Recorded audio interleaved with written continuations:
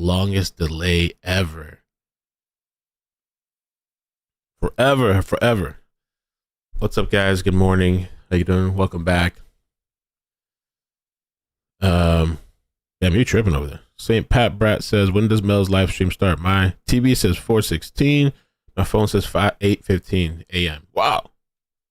We're starting right now. Good morning. Welcome back. We're going to be checking out some of the updates. I don't even know if I have any. I have no idea if I have notifications. Do I have notifications? Did you guys get a notice? There's supposed to be a press conference coming, and I'm so glad that we didn't stay up like all night waiting for that. There's people that stayed up all night long waiting for that press conference. They have confirmed 10 dead, dude. Like, let me fix the computer here. Everything's jacked up. They've confirmed 10 people dead, man. I was kind of like hoping. I mean, we heard the radio last night, so I guess. Let's see what this guy's saying here. It's a friend. They know inside is a lot incident because the family, wife and husband. So what's up, guys? Good morning. I believe it's this happening. Is the lover and going down there without, they like, they don't like you go down there, but they go. So that's what happened. I believe it's not really like the racism. Yeah, that's a family issue. Thank you, Chester. A family issue? Really appreciate. Yo, do you guys mind if I take this back? We're still waiting. Hold on. So let me keep the feed open. I'm gonna keep the live feed here on my other screen, so I'll make sure I don't miss it. Right? I'll keep it on my screen right here. All the media is paying attention to for the presser, but I wanted to see what this guy said. And then also, there's some people that have been up all night. I mean, salute to the people putting in work, but like I woke up this morning or just now, like almost 12, and I see some of these people still going. I'm like, damn. And some of these people still got pep in their step after all night and now going again. I'm like, wow, yo, that's a lot of energy. I need some of whatever these people are on. I'm over here like struggling. But I'm glad at least I got some sleep, man, because they didn't do the press conference last night. So you're here, they're just waiting for it. All right, I want to hear this guy talk. Will work together. In this particular tragedy, as we've seen when these agencies pull together, and this called mutual aid is what benefits the small agency, because there's no question they don't have the resources to handle something like this, and that's why mutual aid is of importance. And with the resources of the Who's telling you? Monterey Park. But now, of course, we're here with Chester Chong. He's head of the Chinese Chamber of Commerce of Los Angeles. It is your understanding that this is not a hate crime? Morning, guys. I believe so. Wow. So he's saying he doesn't believe it's a hate crime. That's why I wanted to go back and hear this. Commerce of Los Angeles. Okay. It is your. Hold on. Because last night we were covering this, I was thinking like probable, maybe because of the location. Was it random? I had also heard a rumor. A friend of mine told me this morning, supposedly that this. So I guess this guy's still on the loose. I'm still trying to gather and see what's going on this morning. I guess the guy's still on the loose. I had heard a rumor that supposedly had gone to another event and tried to do something else, but they armed him. I don't know if that's true or not.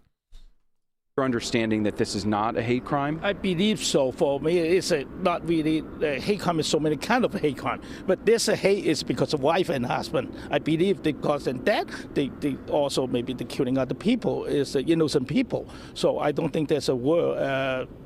I believe also other thing is we have more strict. Our country should pay more attention about the crime, because now you can see people rob and almost every day. Everywhere. So that's not safe for us. Yeah, so we should have more control. Chester, what's your overall reaction to this, though? I have to imagine you must be very sad right now personally. Yeah, for me, it's supposed to celebration for the Chinese New Year. But no, because happening, we have to cancel all the event. People so worried about, and I'm sorry for the family. They lost the family, even the wife or husband, because the family, so many families are sad. So hopefully we can calm and we do something. Yeah, to more about the community, talk to the government. He come up to say, helping us to make the community more peaceful. Yes. And lastly, just so we understand, Did you come down here to check on anyone, to check on the business? Tell us what brought you down here to the scene in Monterey Park. Right, because I have so many friends over here. They call me this morning and people are coming over and talk to them. And the business owner, I know, but Monterey Park is Monterey Park. I know the city is very peaceful and very good city. It's a quick city. Even last night I talked to the former mayor about the situation. Yeah, they really worry about, because many people think about this is maybe it's a hate crime. To worry about the Asian in America, but I think this morning more clear. So what's what happened? Chester, lastly, can you just tell us where you're getting that information from that you believe it's not a hate crime? Is this coming from the mayor? Who's telling you this? No, it's according to the situation.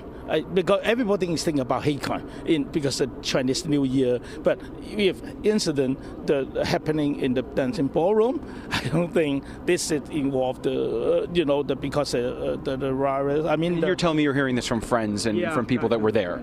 I heard from friends and what happened last night. So can you tell us a little bit more about what those friends told you, what they experienced, the people that were there? What did they see? Okay, they're not saying anything, but they go. By the way, I'm keeping an eye, okay, on my other screen. I got 3 monitors, so we're not gonna miss the presser. They've been saying something about a presser since last night, man. I'm glad we went to sleep at least, because I imagine we've been up all night waiting for this. Dancing over there, they singing over there. That's a friend. They know inside is a lot incident because the family, wife and husband. So this, I believe, is. This happening is the lover and going down there without, they like, they don't like you go down there, but they go. So that's what happened. I believe this not really like the racism. Yeah. They're gonna cancel him. But so I don't know if he's saying this because of accounts that he heard, or if he's saying this because of incidents going on where it's domestic situations. I'm just kind of like confused a little bit. Thank you, Chester. I really appreciate your time. Thank you so much for consider about community. We hope that we can change. I believe the most important is we need to control the crime, make it serious. The law have to be followed. Thank you. Well, that's for sure a California problem. They let the criminals run wild over there. They don't do shit about the criminals. And it's not about. It's not even about really like law enforcement. It's like the law and shit, and like the governor and government over there. Mayor, they don't do shit over there. Okay, so let's catch up. Let's see what's going on. We're still waiting here. In the very early stages of gathering the evidence, trying to identify that suspect visually and through forensic investigation. How long does the briefing process take? I got to say that Josh spoke to the sheriff maybe 20 minutes ago. So once he gets to City Hall, how long does he have to be briefed? I got to assume that a lot of the briefing also occurred on scene with investigators that are at the crime scene. Yeah, once the investigation happens, phone calls are made from sheriff's headquarters. They will wake him up, wake up other various department executives, brief them on what they know. Make the request that ultimately it's their decision to respond to the incident. But in this case, it's going to happen. While he is driving to the location, his driver is allowing him to make phone calls, to gain information via phone calls and text messages and things like that. And once they get there, like he did speak to Josh Haskell preliminarily, but now on scene at City Hall, he's getting any additional information which he can release, a little more detailed details of the investigation from the FBI also, and from the sheriff's homicide detectives. Now that we got that confirmation from Sheriff Luna in that soundbite that the suspect is still on the run, how much information do you think that they will be withholding in this press conference to make sure that they don't compromise the investigation? They're going to release what they can, and I don't mean to be kind of coy about it, but they're going to release, he's a male adult. They may release his ethnicity. They may release information about the second location, and they will release some additional information about the victims, about how long this investigation is going to take, who is the lead agency, and they're going to also talk about that this area is going to be closed for hours and possibly days. I believe we saw there. Mo said something interesting in the comment section. It says, I used to host Chinese School of Language in Albuquerque, and trust me, they know if you aren't part of the group. So him saying where it was leading him to believe it wasn't race makes sense. That's interesting. Plausible. Maybe that's why. It's like a tight-knit community. We have confirmed those speaking will be LA County Sheriff Robert Luna, as mentioned. Along with that, Captain of the Homicide Bureau, Andrew Meyer, we heard from him overnight. He gave the initial press update at the scene around 4 a.m. Okay, we'll listen to that. We are planning to hear from Monterey Park Mayor Henry Lowe, the city manager of the city, the police chief of the department, Scott Weiss, and LA County Board of Supervisor Hilda Solis. We spoke to her on the phone minutes ago. It's our understanding that she also is now in Monterey Park, and she will be speaking at this news conference. Yeah, she has been talking to us all morning about the response to the shooting and how many people just simply need to unite following something as. I think Gucci in the chat was asking why they're withholding information. Well, they said that this guy's still on the loose. So I guess maybe, I don't know, in order not to give out too much information to capture this guy.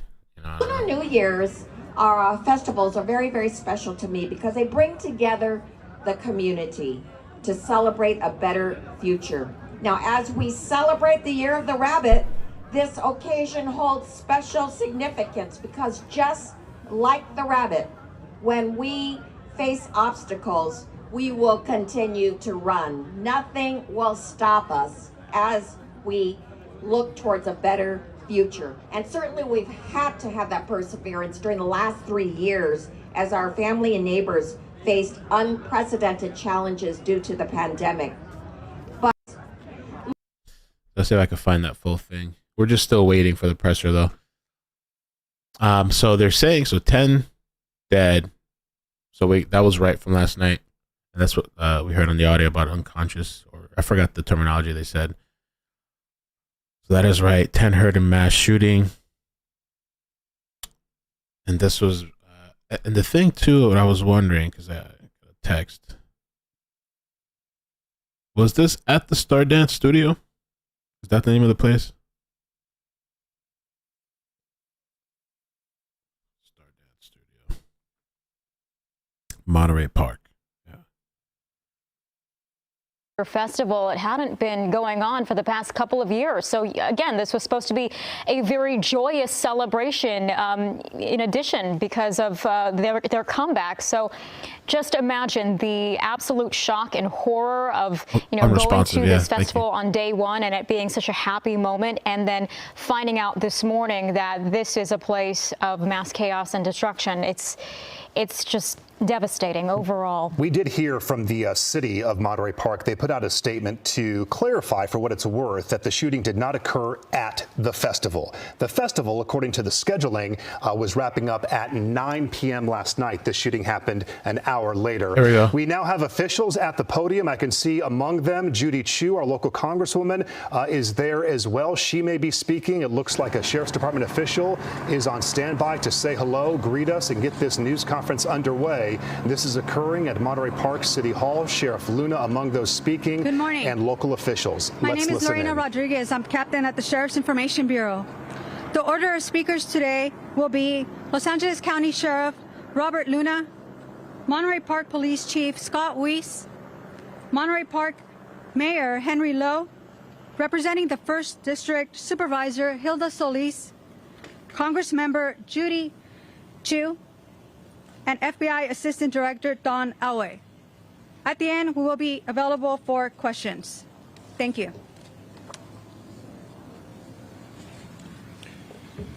Okay, first of all, thank you for your patience. I know it took us a little bit to get out here, but we're doing a lot of very important work behind the scenes. It gives me a great sadness to be standing before you to report such devastating news. Never easy to do something like this because it's absolutely heartbreaking.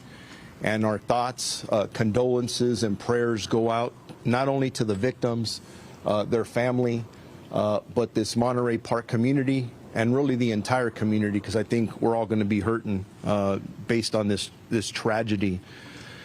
On Saturday, January 21st, 2023, at approximately 10:22 p.m., officers from the Monterey Park Police Department responded to a business in the 100 block of West Garvey Avenue in the city of Monterey Park regarding a shots fired call. When officers arrived at the location, they observed numerous victims and patrons in the business parking lot. Additional officers made entry into the business and located numerous gunshot victims. Monterey Park Fire Department responded to the scene and started to treat the injured. And I do want to point out, these police officers that get there, they don't hesitate. They go in right away, and then our partners at the fire department, and not only the Monterey Park Fire Department, but many others who came to assist the victims, survivors who needed assistance. There were at least 10 additional victims transported to numerous local hospitals.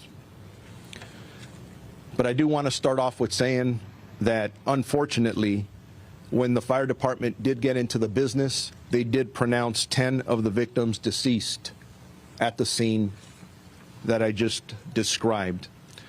But the 10 additional victims were transported to numerous local hospitals. They are listed in various conditions from stable to critical condition. There is a male suspect that fled the scene and remains outstanding as of this moment. Our very preliminary description has been described as a male Asian, and that's from the scene here in Monterey Park. And it's taken us a while, and please be patient with us, because as we're interviewing victims and witnesses, we've gotten different descriptions of one suspect. So when I say it's preliminary, please, again, be patient with us. We are here to tell you that we are utilizing every resource to apprehend this suspect in what we believe to be one of the county's most heinous cases.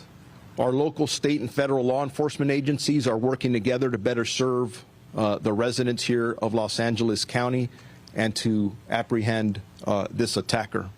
Sheriff's homicide investigators are working diligently with the Monterey Park Police Department, the Federal Bureau of Investigation, the California Governor's Office of Emergency Services, and numerous other law enforcement agencies. Bottom line is here, we're going to use every resource available to us because we need to get this person off the street as soon as possible. But again, we are still in the very early stages of this investigation, and there actually is a lot more that we don't know than what we know at this time. As I said earlier, the men and women of the Sheriff's Department join me in extending our condolences to the countless families affected by this senseless shooting, and they will remain constantly on the minds of our investigators, who, I see it in their eyes, they want to get this guy, and they're going to. So I also want you to know questions that are being asked. Is this related to the other event here in the city of Monterey Park, or any concerns about any other Chinese New Year events? We are working here. You see all the partners behind me, including the FBI. We've been doing threat assessments throughout the morning. Are they connected? Honestly, we don't know the answer to that yet. It may or may not be. So as we look at other events, we will make sure that we step up our presence from the Los Angeles County Sheriff's Department. We will be in communication with other law enforcement agencies. We already have been, to make sure that security is a top priority at any event. And that's not to indicate that we think there's a threat there. We're just taking every precaution that we can. We don't want anybody else to get hurt. As a matter of fact, I'll be attending another Chinese New Year's event later on in a couple of hours. and I encourage people to go out and enjoy the events. It's a time from that perspective to celebrate, although this is a very sad occasion. I now want to introduce to you my partner, the Chief of Police of the Monterey Park Police Department, Chief Scott Weiss. Thank you. And by the way, we'll be available for questions after everybody is done speaking. Thank you. Thanks, Mark. Appreciate it. Thank you. Good morning, everybody. My name is Scott Weiss. I'm the police chief for the city of Monterey Park. As the sheriff explained to you, my officers responded last night to this call. We've been working with our county, state, and federal partners to help in this investigation. It's a large investigation that will go on for many days and perhaps many months. My concern now is the safety of the city of Monterey Park. My officers are on duty. I brought in extra officers from home to make sure that the community is safe. We will continue to patrol this community and respond to anything that happens here. We are going to remain very diligent, and we hope the community becomes closer partners with us in this and is able to share any information they have with the Sheriff's Homicide Bureau and the City of Monterey Park. As the days go on, we will continue to be very diligent about protecting this city. Our Lunar New Year event that was going to occur close to where our crime occurred has been canceled today for obvious reasons. And all of us at the department, all of my officers that responded, all of my professional staff are very serious about catching this suspect and bringing him to justice. And that's our number one goal here. Thank you.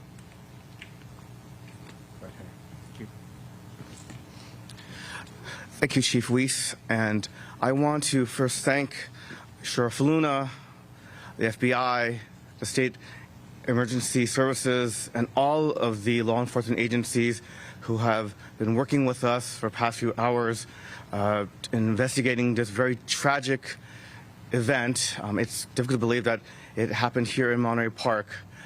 We want to express our condolences to the victims and their families. And moving forward, it is important that we be there for them to provide services and support they need in what will be a time of healing in next weeks, months, if not years. We also want to just thank everyone who has given their support for Monterey Park. Again, we are a small community in the San Gabriel Valley, but we're part of the larger Southern California region family, and it's been very comforting to see the support, the outpouring of support that's been here for our community and our families. And again, thank you so much to our own police department, who every day protects this community. And this is a diverse community, a very diverse community. Yesterday we kicked off our Lunar celebration, and our police department, very much aware of this diversity, also has within its ranks those who are multilingual as well as multicultural. And I want the community to be rest assured that our police department will continue every day to protect the safety of everyone who lives in Monterey Park. Thank you. Please identify yourself. I'm sorry. My name is Henry Lowe. I am the mayor for the city of Monterey Park. Thank you. I'm sorry, Henry, last name spelled L-O. Thank you.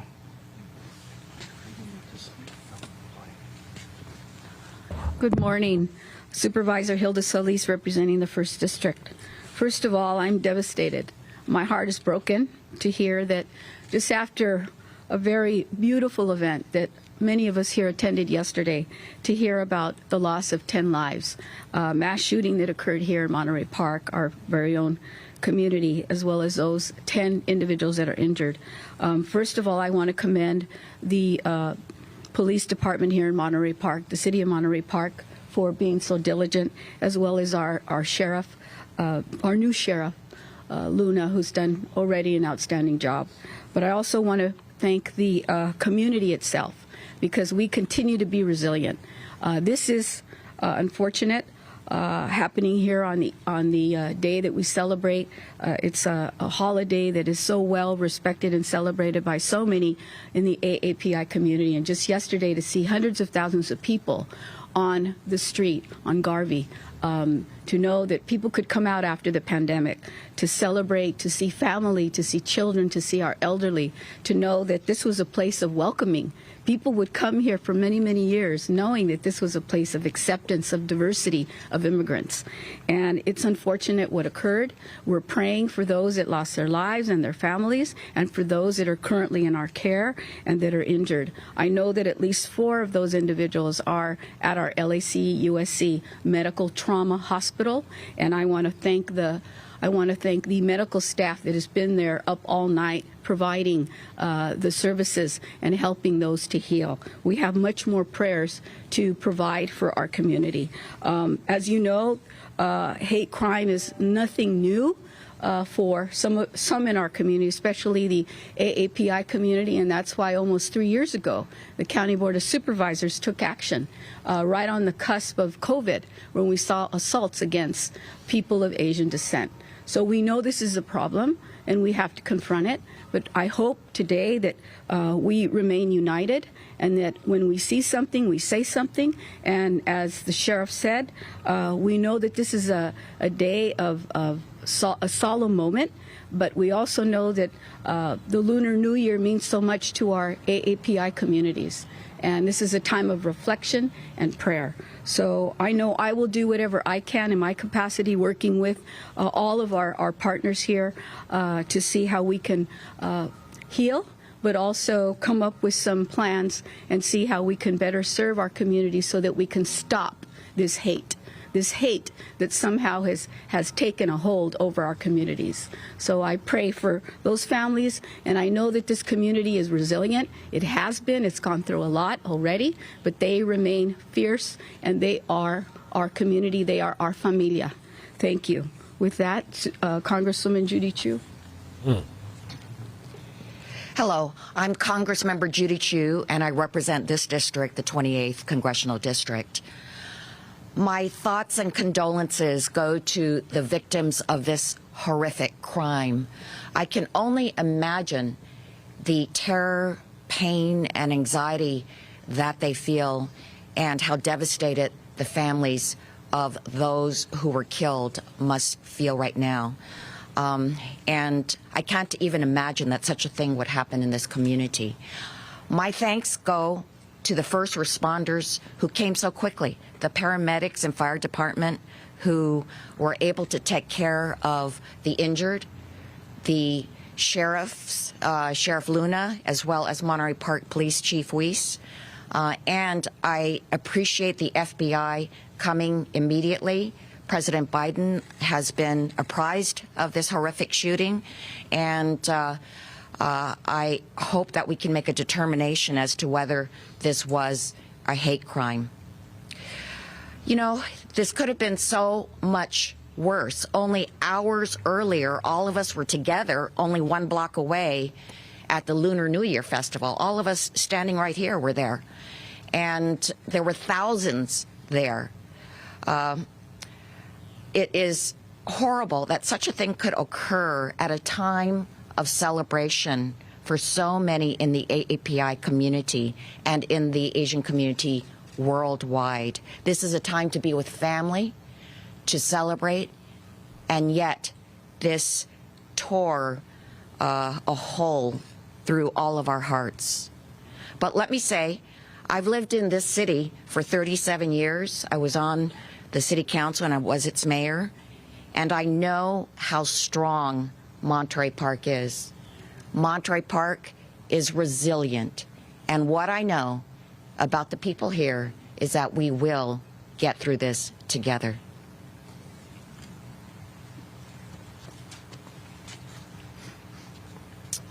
Good morning. I'm Don Alway, the Assistant Director of the FBI's Los Angeles Field Office. And on behalf of the entire FBI, our hearts go out to the victims and their families, those that are not going to have their loved ones come home to greet them. The FBI is committed to providing all the resources at our disposal to assist the Sheriff Department and the Monterey Park Police Department. and we won't stop until every lead is exhausted and justice prevails. Thank you. Questions? Yeah, Sheriff. A couple things. So your only description is that as an Asian male, correct? That's correct. Okay, and then I just need to clarify something because Supervisor Solis just implied that this was, these hate crimes have to stop. So is this or is this not a hate crime? Everything's on the table. We don't know if this is specifically a hate crime defined by law, but who walks into a dance hall and guns down 20 people? The description we have now is of a male Asian. Does that matter? I don't know. I can tell you that everything's on the table. Our detectives are looking at every possibility with our partners. Age range, somewhere between the age of 30 and 50. There is a wide range, and those are things that our detectives, as we're sitting here now for the last several hours, and we have several homicide teams working here. It's amazing when you can pick up the phone, and I have other agencies coming. What can we do to help? We want this guy off the street. So we're working very hard, and we're hoping, actually, should be putting out a better description here in the next several hours. You walked the scene? The actual scene, I have not. I've been at the crime scene, but not the actual shooting scene. The question I have is then, based on the scene, I don't know if you or Captain Meyer can answer this, based on the locations of the bodies, does it look like there was an intentional direction that the shooter was aimed at, or does it look like it was random across the board? Those are questions that we will be able to answer, just not at this time. Sure. Do you have a weapon? Weapons, yes, the ammunition and weapons used, potentially any description of that. And can you please also describe what other incidents you are trying to investigate as far as their possible connection to this, including the one in Alhambra? Yes. So let me start off with the last question regarding the city of Alhambra. We are working diligently with the Alhambra Police Department.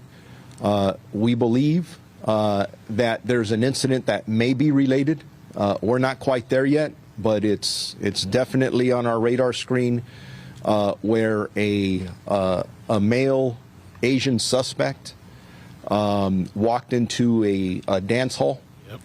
And he walked in there with a firearm, and some individuals wrestled the firearm away from him, and that individual took off. Wow. Now, some witnesses in that area are describing a white cargo van. We don't know, though, at this time, if it is connected. That white van should be considered a van of interest at this point. Again, detectives looking at multiple locations, multiple clues, and I know how hard they're working. In regards to the firearm, obviously, there were multiple rounds fired at the first location where we have all the victims and survivors. We don't know how many rounds were fired. Different weapons have been described. In regards to the specific weapon, we don't believe it was an assault rifle at this time, but again, that's part of the investigation that we're looking at, just to make sure, and I don't want to put out bad information. Sheriff, without giving us things that you cannot tell us, do you have things, solid leads right now, which are possibly connecting you to this gunman right now? I know you cannot give us details of them, but do you have some solid leads which give you hope that you're going to find this person fairly quickly? I always have hope, and we have amazing detectives out here. The resources that they have are utilizing out here. There are multiple leads that we are following, but please keep in mind our priority here is obviously we get to the victims, we get to the survivors, we're going to wrap our arms around the families, but the next top priority is to arrest the person who did this, charge them, and get them prosecuted to the full extent of the law, no matter what the intent, motive, or anything was. Sheriff, So, Sheriff, that the suspect knew anyone inside that dance hall? That's always a possibility. Again, very early on in this investigation, that's a possibility. When you're a good detective, you don't take anything off the table. Everything's a possibility, and that could be one of them. Has anyone said that in either of these two places we think we know the person? We are still in the process of interviewing dozens of witnesses, and I'm not going to get into detail yet about what they said. Look at how many cameras are in front of me. Suspect could be watching right now. Sheriff, the Alhambra incident, is there a weapon if he was disarmed? Do you have a weapon from that incident? We do. Oh. Not at this time. Do you think that that could be your weapon from the crime here? It absolutely could be. We don't know yet.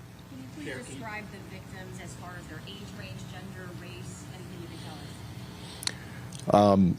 In regards to the 10 deceased victims, my understanding, we have 5 females and 5 males. In regards to their specific ages, we have not been able to identify any of them yet. We will do that with our partners at the coroner's office when the time comes.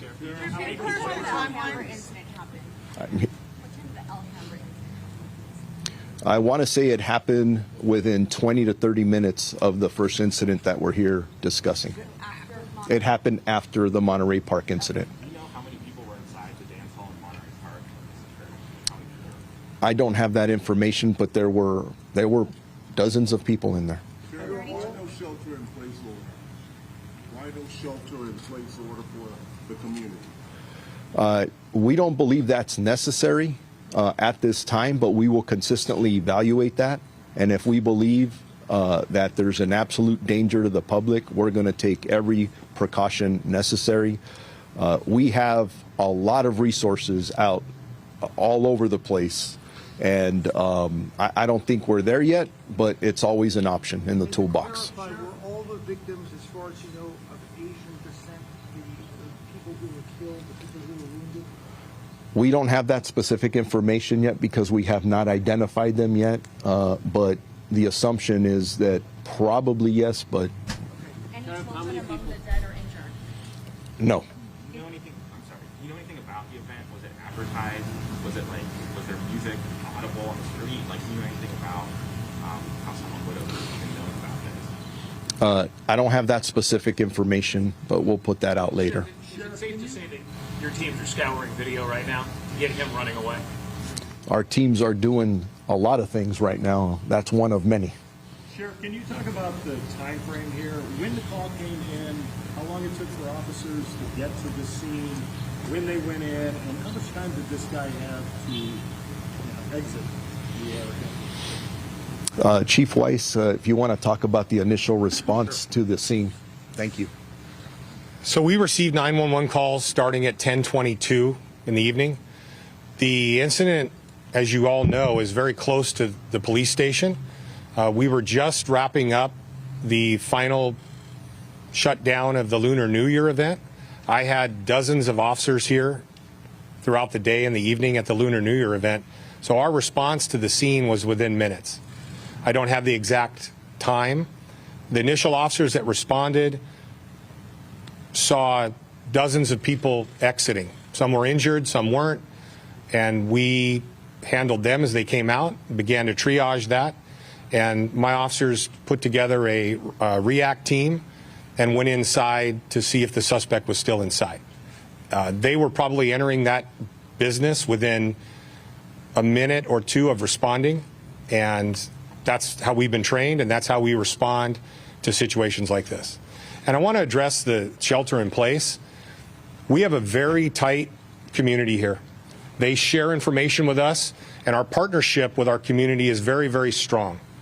We've put out information to them about their safety, and we welcome their questions to us. I have dozens of officers here on the street today, not just from my agency, from agencies all over, both local, county, state, and federal. This is a safe community right now, but we're going to continue to be vigilant until we take this suspect into custody, wherever they are. Chief, can you speak to the possibility of this being a result of a domestic dispute between a husband and wife? There you go. That's all part of the investigation. Everything's on the table. And yeah, the more people you talk to, the more information we get, and our detectives are amazing, and we'll get there. To understand the time frame between the Monterey Park incident and the Alhambra incident. What time was the incident in Alhambra, to get a better idea? This was 10:22 in Monterey Park. That lasted a little while. You said it was about 20 minutes to get to Alhambra. What time was that? So if we're looking at the Alhambra incident, approximately 10:22, and from the information preliminarily that we have now, we're talking about between 17 minutes to 20 minutes later, the Alhambra incident occurs. So Monterey Park was first, Alhambra was Yes, sir. Monterey Park unfortunately occurred first. Can you speak at all to the caliber of the weapon that you recovered? Apart from the Alhambra and Monterey Park incident? In Monterey Park, I understand that there was also a restaurant where a shooting may have occurred. Can you clarify the name of the business that it happened in? Yeah, I don't have information about that at this time. Maybe that's just some new detail that's coming up, whether it's out there. We'll clarify that. Can you clarify the name of the business that the shooting happened in? I don't have. The business is. To the microphone, please. Well, He's going to say something. yeah. Can we pause on that, on the name of the business, just out of respect for the business owners and the victims and survivors? And then we'll work on you as soon as we can get that out. And I heard the question over here to my right about caliber. The caliber of the weapon you recovered, or if the rounds are consistent with the weapon that you recovered at all? We're still looking at that. And I would prefer not to put the caliber out at this second, just because it may hinder what we're trying to do. And again, remember, our priority is we got to get this guy in custody. And that's exactly what we plan to do. Can you describe what happened in the Alhambra location, how the witnesses and people stopped the suspect? Not in detail at this time, other than what I described earlier, that this suspect walked in armed, and he was disarmed by a couple of individuals. So that's. You are telling people that it is safe to attend Chinese New Year events in this area. Yes. Yes, and if that changes for any reason, we will immediately notify our community through all of you. At this point, can you say anything about the weapon that was found at Alhambra? Was that a long rifle? Was that an AR? What was that? It was not an assault rifle. Thank you. Sheriff, I was in the events yesterday. There was thousands of people. I wonder if there's any safety measures in place before that happened. And, like the screening of the weapon, what were we doing before that happened? Are you speaking about the Lunar New Year event? Yes. Were you there yesterday? Yes. It's So thousands of people, and I had dozens of officers present. I had officers walking around in plain clothes. I had officers in uniform. I had tactical officers walking around with long guns. I had drones overhead.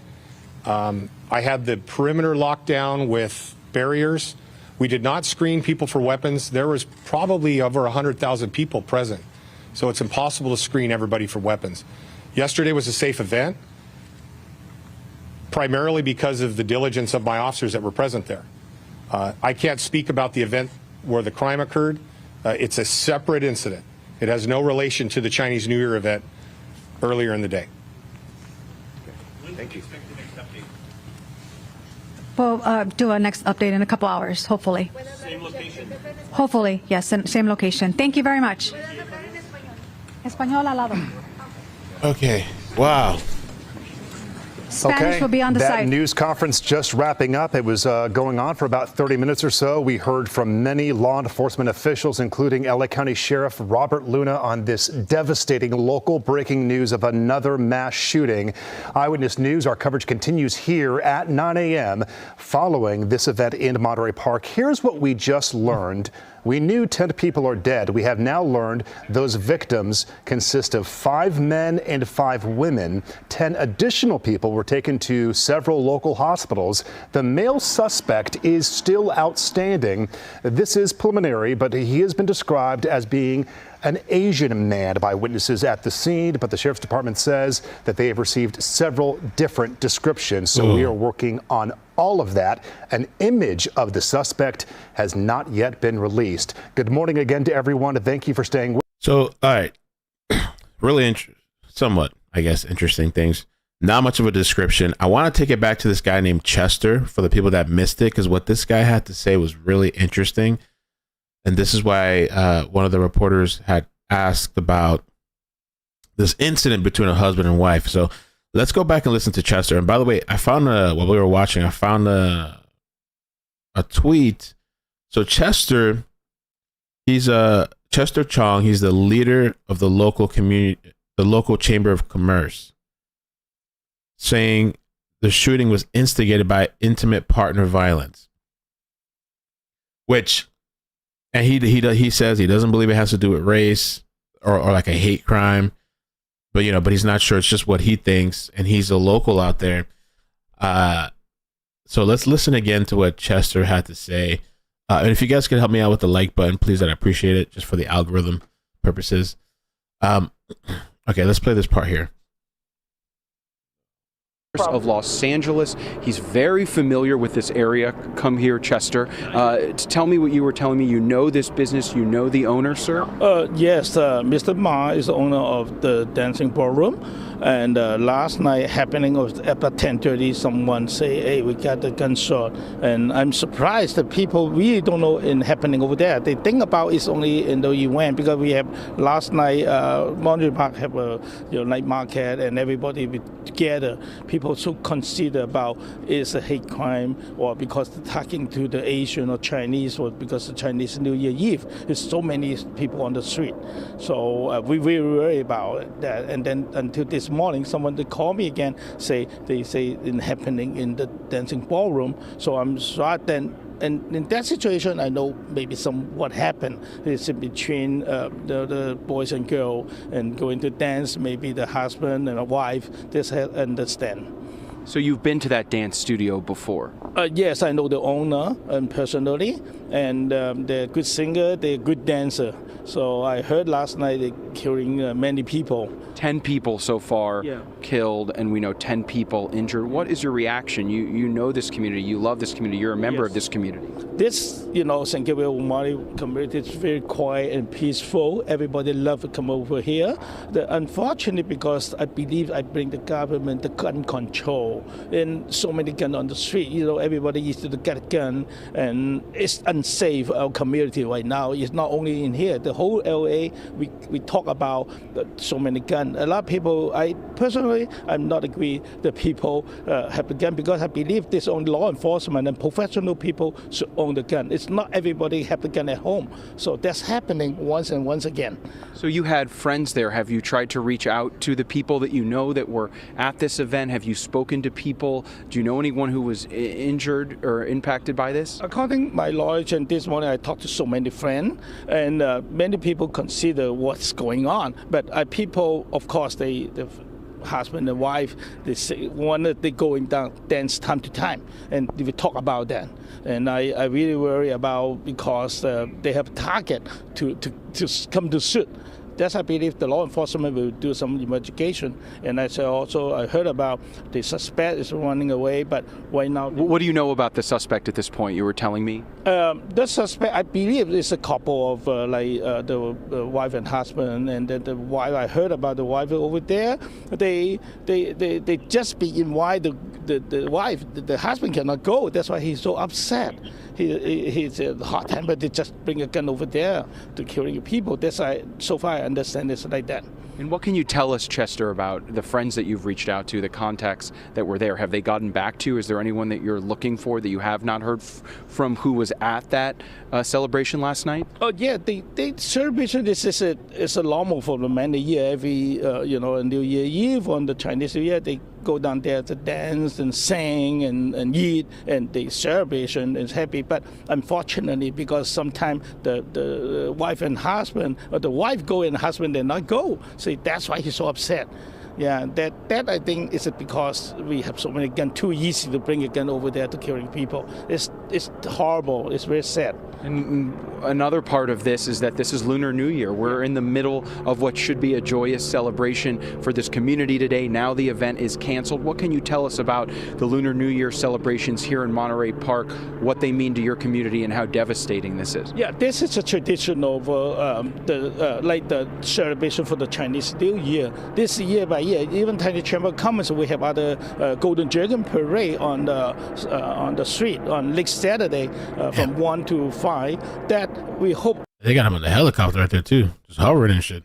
Everybody can come, but in this situation, on this incident, people so scary. They call me too. How about things? But I say, hey, no problem. This is not a hate crime. This is a they have a case. Is personal case. So it's your understanding right now, Chester, and obviously this is not confirmed. This is preliminary. This is from people that you're talking to. But is your understanding? Of course, we're here with Chester Chong. He's head of the Chinese Chamber of Commerce of Los Angeles. It is your understanding that this is not a hate crime? I believe so. For me, it's not really. Hate crime is so many kind of hate crime, but this hate is because of wife and husband. I believe because in that they also maybe the killing other people is innocent people. So I don't think there's a word. I believe also other thing is we have more strict our country so should pay more attention about the crime, because now you can see people rob and almost every day. Everywhere, so that's not safe for us. Yeah. So isn't there something too? I don't know if it's true or not in Cali. Like they could just rob whatever under a certain amount. And they just walk out the store. And I think I've seen too, like was it Apple stores? I don't know. I guess they were instructed to. I don't know if it was Cali.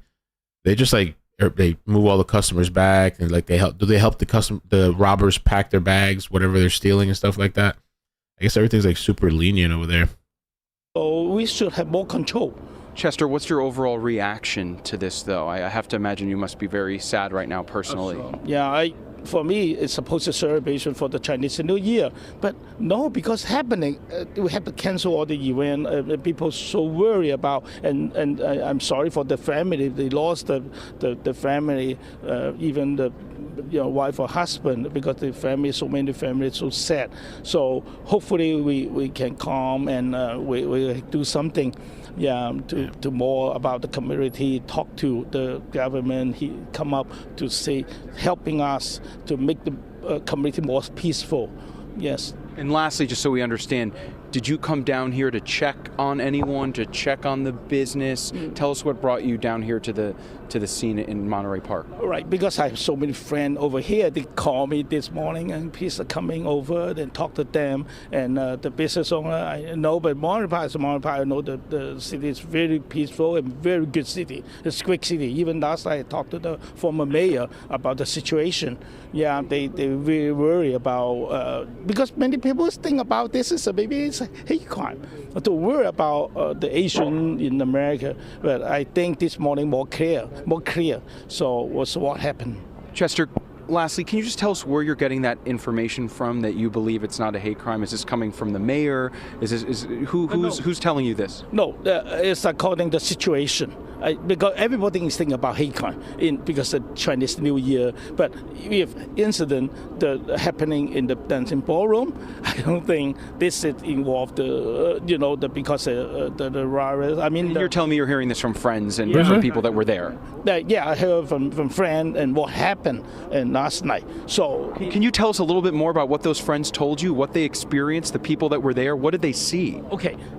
They're not saying it, but they go dancing over there. They singing over there. That's a friend. They know inside is a lot incident because the family, wife and husband. So this I believe is this happening is the lover and going down there without they like they don't like you go down there, but they go. So that's what happened. I believe this not really like the racism.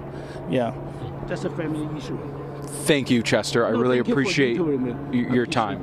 Thank you so much for consider about community. We hope that we can change. I believe the most important is we need to control the crime, make it serious. The law have to be followed.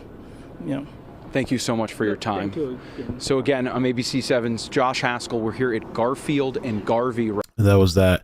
I think what it is over there too, if it's under 950, it's a misdemeanor. But I don't think these people usually even pursue any of that stuff. I think a lot of the criminals know they're gonna get in trouble for that stuff. So that was Chester.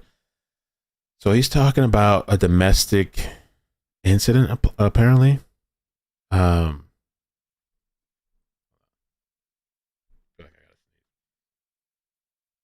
I'm going to go over this article as well that I saw for anybody that doesn't know the details, and we can just kind of recap. This one looked like a decent article because it shows the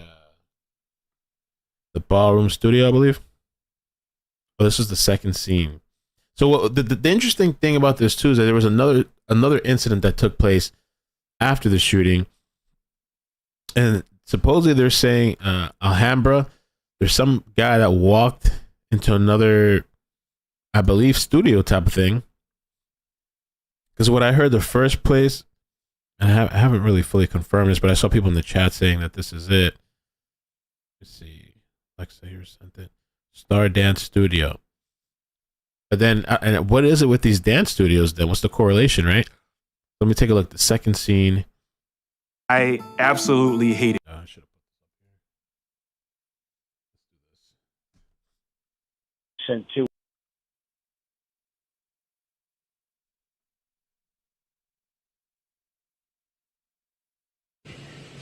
Exactly, Brooke, and hopefully we'll learn more exactly about how this location is connected to that shooting scene in Monterey Park. I'll show you exactly what we're looking at. This is the back entrance here, the business on South Garfield and East Bay State Street. It was just after 6:30, so almost an hour ago. We saw investigators leave with a few small bags. They had been checking for fingerprints here near the back entrance and combing through the business.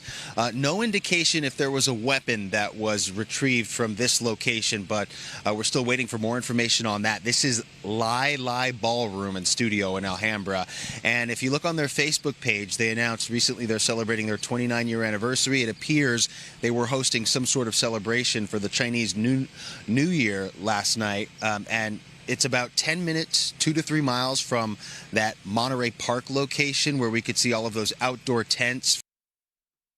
So it is like 10 minutes. Let's see.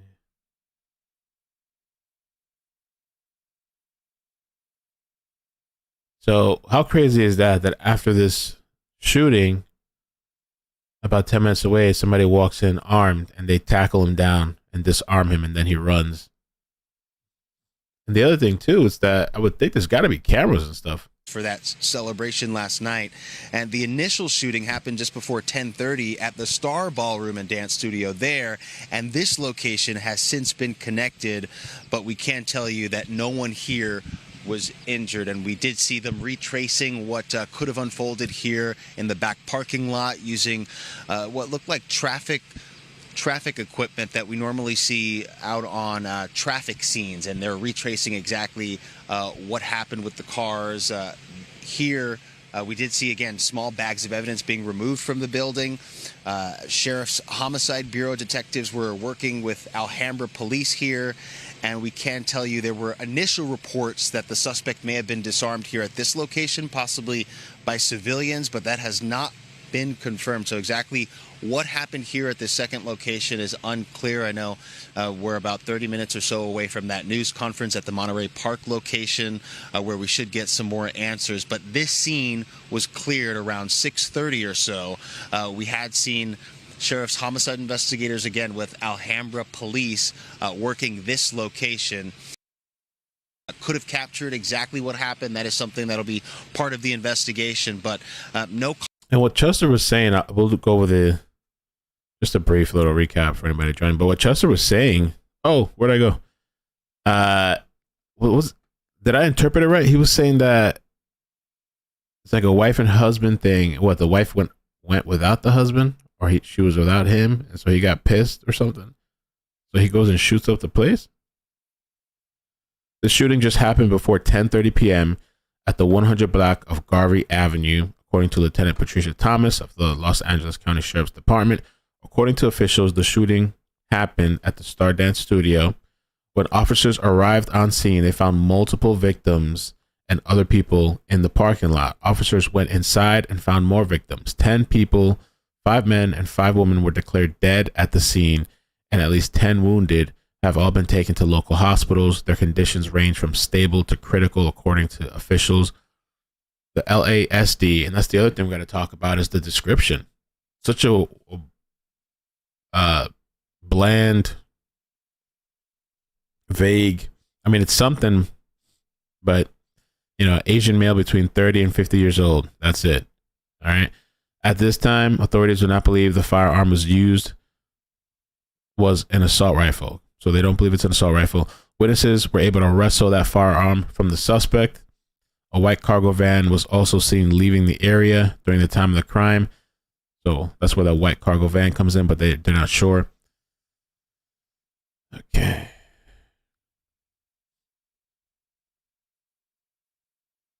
They described the vehicle as a vehicle of interest. Officials said the motive for the shooting remains unclear. Investigators said they're also checking reports that a scene at a Lala ballroom in Alhambra is related. Sources tell Fox News that the scene in Alhambra is indeed connected to the one in Monterey Park. Fox News sources tell Fox News that law enforcement believes they know who the shooter is. Damn. Though the attack in Monterey Park happened in a majority Asian community, officials have said it's too early to classify it as a hate crime.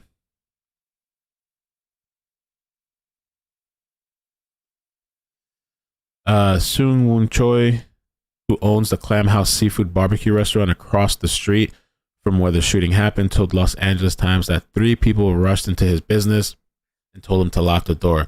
The people also told Choi that there was a shooter with a machine gun who had multiple rounds of ammunition on him so he could reload. Choi said he believes the shooting took place at a dance club. Wow.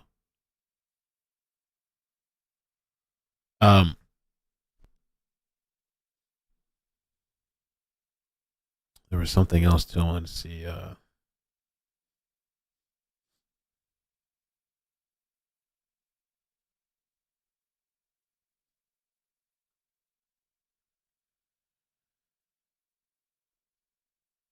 I'm gonna read this article and then I'm gonna play the news clip and grab a little bit of caffeine and get going, get rolling for today a little bit. Get a little bit of energy. But it says here, California mass shooting witnesses say victims fled to neighboring stores as suspect fired indiscriminately. This is supposed to be a happy time, one local man says, of celebrations of Lunar New Year.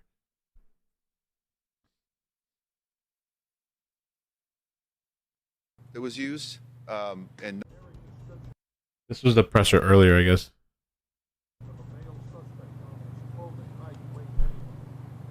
No, sir, not at this time. No description on the suspect at this time. All I can tell you is that it was a firearm that was used, and no other information on as far as the firearm right now.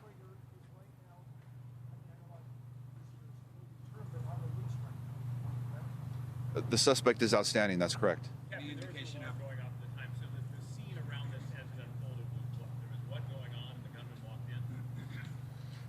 in. The location is there was ballroom, it's like a ballroom dance location. Captain, was there a second location as well? We're aware of an incident that occurred in Alhambra, and we have investigators on scene trying to determine if there's a connection between these 2 incidents. Any indication, Captain, that there may have been video inside the place itself, not phones, things like that, but actually video of the ballroom when it happened? So the investigators are working every lead on this case. Obviously, we have all our resources here, a limited amount of resources. We have resources from various law enforcement agencies. We're reviewing all surveillance video, any surveillance video, following all leads, so we're not going to leave anything unturned. How the suspect got away? By car, by foot, do you know? No, not at this time. It's preliminary. We will have more information as more information becomes available regarding the suspect. We'll put that information out to you guys.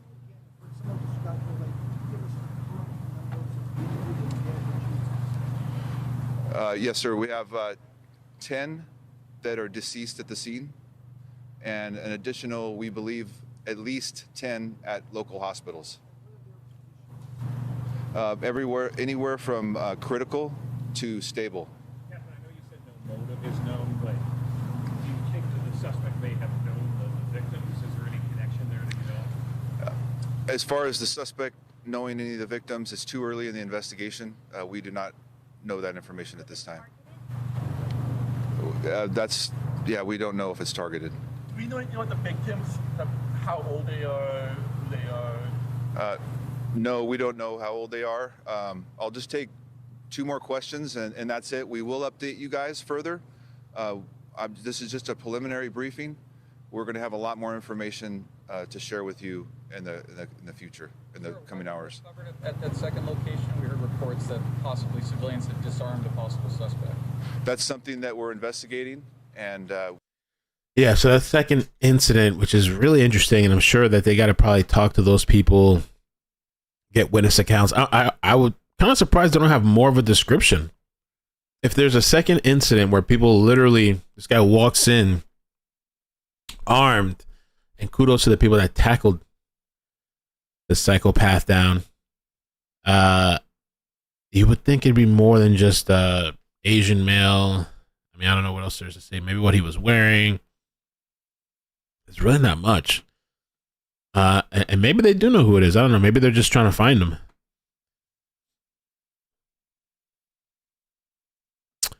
Weird. What's up, everybody? Welcome. Let me get the super chats real quick. Good morning. Good afternoon. Hope you guys are doing all right. Let me just get this. We got Scott Wilson earlier said, imagine that the LA police let someone get away, just like the chases. Cops probably stood back and let them walk away. That'd be wild. That would be wild. Jen Toasty, thank you for the 2-month membership, says, no matter what race, prayers for those families and lost loved ones. Thank you. Vivian, thank you for the super chat, says, let's hope you can learn from Australia. Love your content, Mr. Mel. Thank you. And what is there to learn in Australia? You guys don't have guns, I guess? Let's see. Austria. Probably like a gun thing, right? You got strict gun laws or maybe it's like gun control over there. Jem B, thank you so much for the super chat, says, do you think one of the 5 deceased women could be the gunman's wife? That would be interesting to know. Yeah, we haven't gotten any names. Thanks for all you do, mods and Melon mods. Thank you so much. Hello. Oh, okay, gotcha. Thanks. Bye. So guns supposedly are illegal in Australia? That's what my friend said. I think if you make guns illegal here, though, I don't know. People are still going to have them, but maybe they'll less accessible. Maybe. Oh, no automatic weapons? We'll have additional information. All right, let's keep. I'm going to keep scanning for some updates. Let's see what ABC is talking about. Loose. Reporting live at Monterey Park City Hall, Rob Hayes, ABC 7 Eyewitness News. Okay, Rob, thank you. Appreciate the update there from the ground. We want to share this information from you, a new tweet, a statement from President Biden sharing this. Lord. Jill and I are praying for those killed and injured in last night's deadly mass shooting in Monterey Park. I am monitoring the situation closely as it develops and urge the community to follow guidance from local officials and law enforcement in the hours ahead. And the mayor of Alhambra, Sasha Renee Perez, has also been responding to this shooting. She released a statement on Twitter. It read in part, quote, to have this tragedy occur on Lunar New Year weekend, it makes this especially Peter, if you just step a little closer to me, wondering, Mark and Irene, if you have any questions for Peter, some touches on what we were just discussing, the shock and reaction as people show up here today. I honestly, Josh, I got to tell you, I don't. The only thing I was thinking about is just the visual, disgust, hurt that a community member can feel when something like this occurs with your neighbors. As he said, this is our community. Kitchen. What was your reaction? You told me that you've been here for 10 years. Tell me what your reaction was to hearing as you came into work this morning. I live here over 14 years. Monterey Park is a very safe and peace city. I think last night there the serious thing happened. I think it's a private thing, it's not public. It's from the star dance, for the dance room. So I guess it's not private thing. And Tony, what was your reaction to hearing that 10 people had been killed? So it's a, what did you say? It's a private I thing? guess it's from the thing happened. I think last night the serious thing happened. I think it's a private thing, it's not public. It's A private thing, not public. I know there's a little bit of a language thing going on. So I mean, maybe he's just trying to say it was a private event, the dance thing or whatever, versus like the other event. It's from the star dance, for the Star dance dance. room. So I guess it's not private. So it's a private thing. Yeah. Okay. It's kind of weird. You gotta think about that. Yeah. Why is this person targeting dance rooms? Right. It's got to be like a local thing, like dance rooms. And Tony, what was your reaction to hearing that 10 people had been killed at a dance studio, a couple hundred feet from your business? Yes, scare us. So this morning everybody talking. Yes. What about you, sir? What was your reaction? Yeah, this you speak Spanish? Habla español. No habla inglés, but thank you for your time, sir. Give us just 1 second and we'll talk more with you. But Tony, I just know that people were coming into work this morning, your patrons, and you told me that they were confused. They were the police. What was the reaction? This morning everybody come here, every guys come here, talk about that and scare. It's never happened in Monterey Park. So it's tragic, and of course on Lunar New Year, and this is a big weekend for you. Talk about the festival now. It's canceled today. Yes. Well, that's what I was wondering too. So SW4x4s in the chat says, I think private equals personal. That's what I was wondering. That's a good thing you meant. So that's what I was wondering as well. Did he mean like private, like compared to the lunar event, it's a private event, or private like he's meaning personal, like it was a personal thing? And if this is personal, man, damn, people really done lost their mind. I mean, not that it's any better if it's just non-personal, but like if it really is like some DV situation or domestic situation and dudes just like, because maybe it is like a small community and maybe, who knows? I don't know if this guy was just upset, wanted to exact his revenge. Sorry about all this weird flashing. Trying to figure out this light shit over here. I think not cancel, but not too much people come here. Everybody hear about that. We actually have been told that because of the shooting, it was canceled today. I think the business is down this morning. And what's your reaction to that? How does that impact your business? Of course, your celebrations. This is supposed to be such a happy time for your community. Yeah, so sorry to hear about that. I think maybe the forbidden gun is good for our country. Thank you so much, Tony. Appreciate your time. Again, Tony. It's interesting. Yeah, I feel like we're going to get, at this point, until the police speaks, like maybe some of these locals.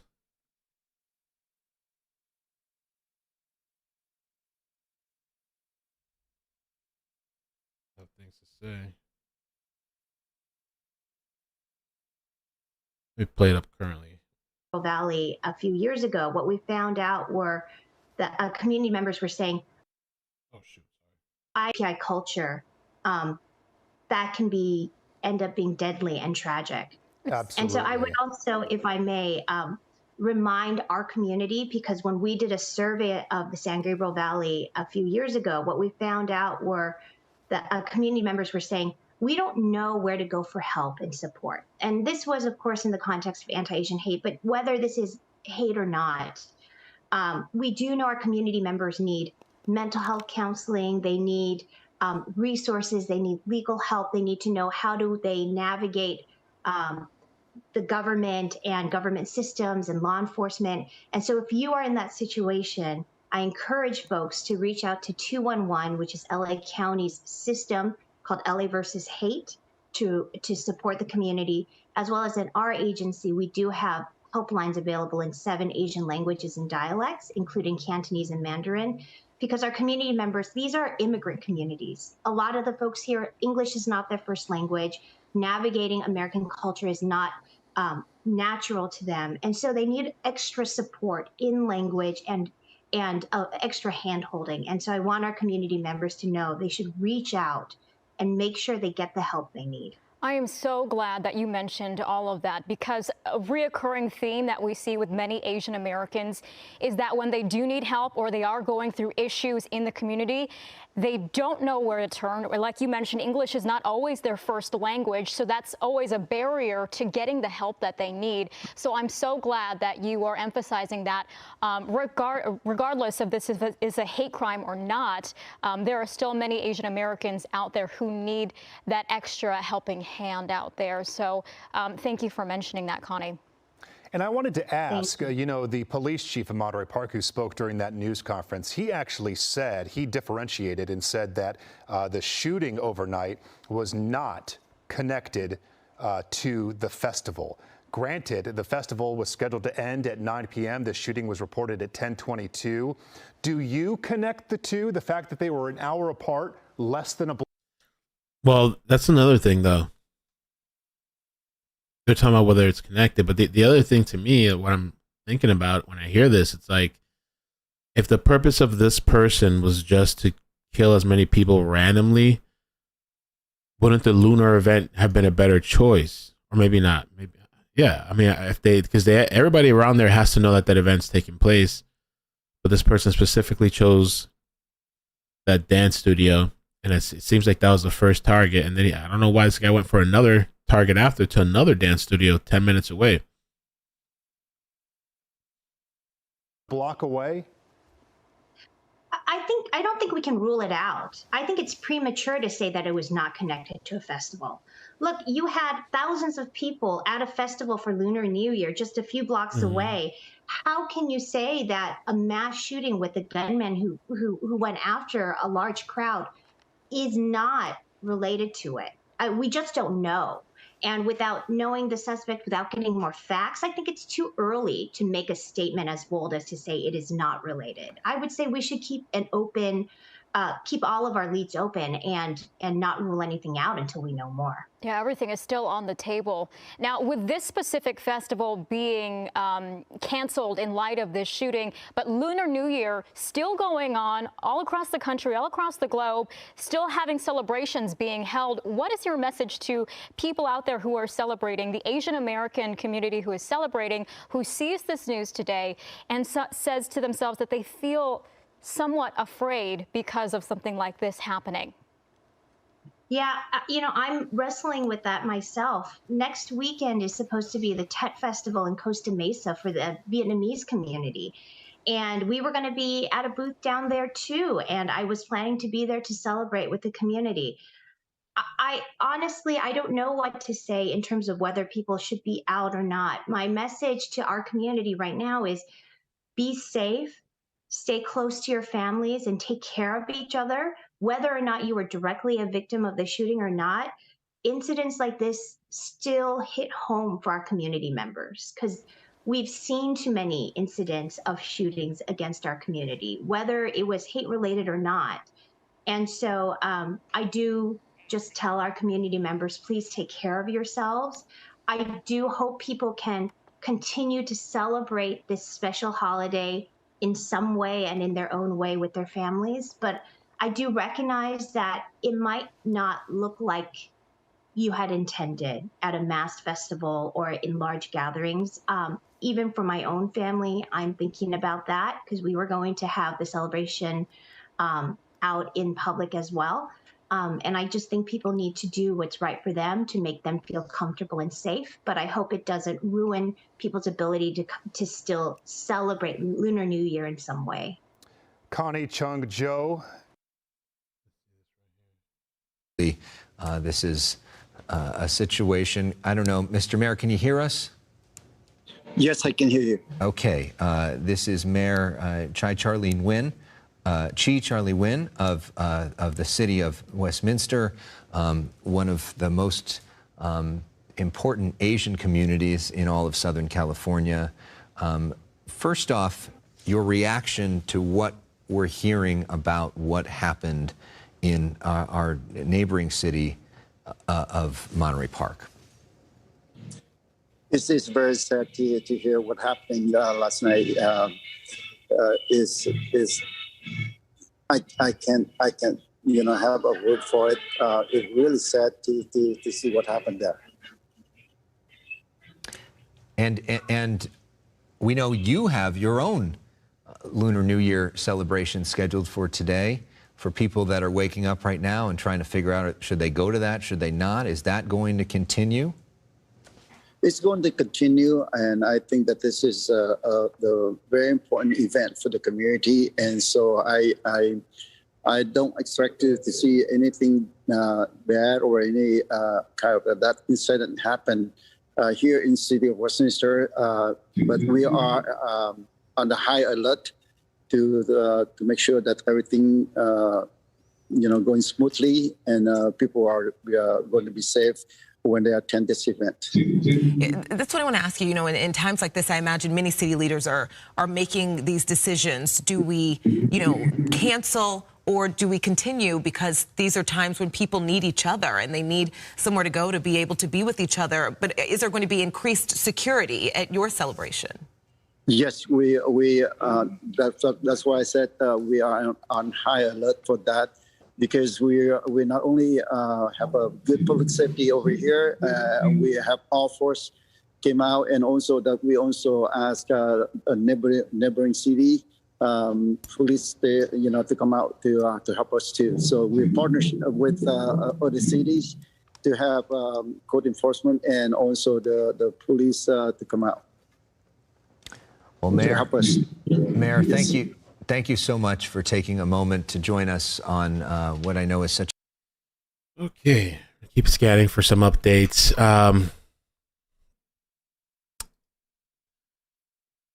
Let me see if anything else is coming out. I think they said that they might do something again later, like another, announcement or something.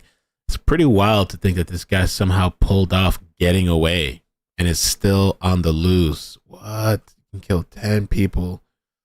I mean, a place full of people, and then even go to another place after.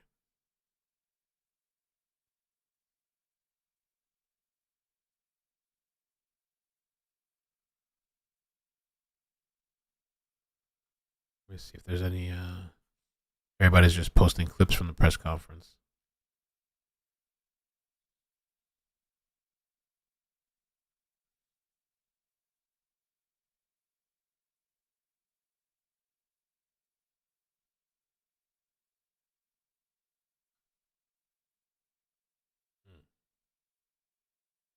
Still on the loose. And I really I want to hear like more witness accounts. I would think there'd be more people speaking. Witness.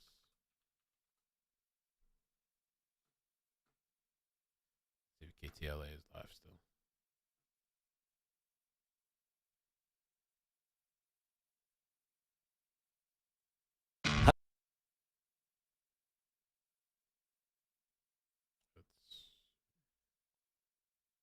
Same stuff. Tore a hole through all of our hearts. Lauren and Doug, Sheriff Robert Luna saying they are doing everything they can to get this guy. It is an all-hands-on-deck operation. Multiple agencies, the FBI, Monterey Park Police, Alhambra Police, and so many more. The sheriff's. And if you're the killer, I mean, where do you go? Where do you hide? Does this person have family? I mean, are they off hiding on their own? Because I would think everybody's got to be on high alert. No way you could be chilling at home with your family after pulling something off like this, right? This festival wrapped up. I'm a little bit, definitely very shocked and also a little bit disappointed that it had to be canceled so early. But mainly it's just, I'm concerned what's the true motive behind this, because this is supposed to be kind of an Asian celebration, and I'm just hoping it's not something that's potentially a hate crime or anything. Again, no official motive for the shooting is confirmed. The shooter still on the loose as we speak. Monterey Park, it has that population of about 60,000 people. I mean, is it going to make it better if it's not a racial hate crime? I guess if it is a racial hate crime, people, You know, I understand, I guess, why. But, I mean,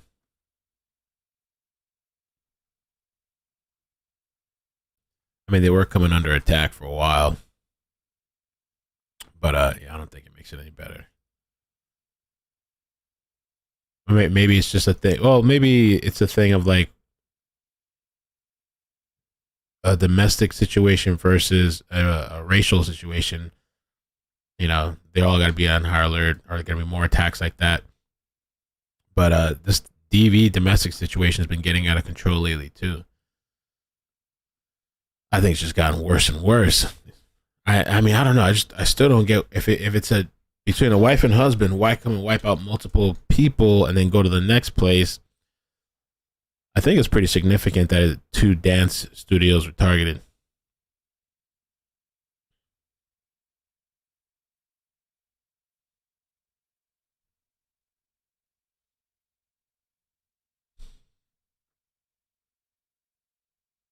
I don't know.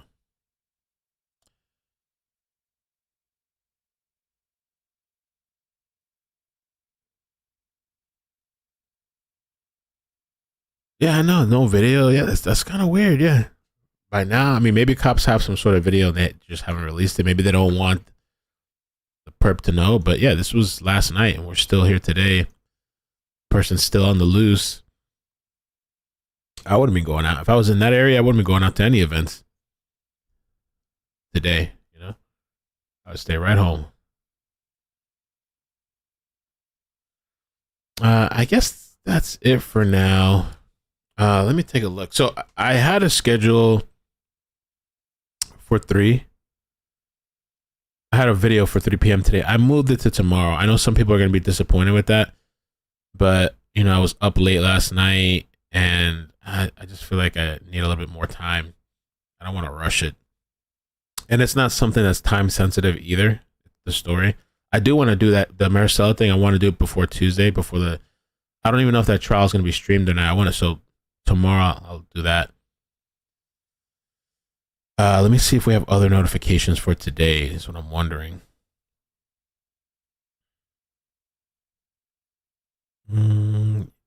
Yeah, we should. Yeah, we should have one more, hopefully. So I'll push the other one back for tomorrow. Let me keep, and today, what's today, Sunday? Sunday. Jen, that's a really good question, Jen. We'll see what follows through later today. Because I mean, if this guy doesn't get called by today, that's gonna be, bruh. That's what I've been doing. Ann says self-care. Yeah, I've been kind of, I don't have my daughter for a couple of days, I guess. So I'm kind of just trying to like take a little break. I need to do that too, Laughing Stock. I've fallen so behind on that, like getting a new place. I called 2 places, they didn't even call me back. Back in the day, when you call a place, they rush to call you back because they want to have business. Now it's like these people don't even call you back. Whatever. Yeah, there's a couple of things I need to do. Just personal stuff, you know. I actually feel like I was getting a little burnt out. That's why I slowed down a little bit lately. Dr. Edward Moskowitz, mental illness is prevalent. We as physicians need to take it seriously. Assess, DX, admit. No room for desensitization. I can't read. That's on us as doctors. If we see it, don't waste time. Admit the patient. Love your channel. You know what that though? I just feel like the work environment, and this is just me from like from a pharmacy tech position when I used to work in hospitals, pharmacy tech, you know, and I did everything, make IVs, chemo, pediatrics. I used to sometimes make the TPAs for people having a stroke and stuff like that. And sometimes I'd make the medication in the IV room and these people are taking so long to deliver it.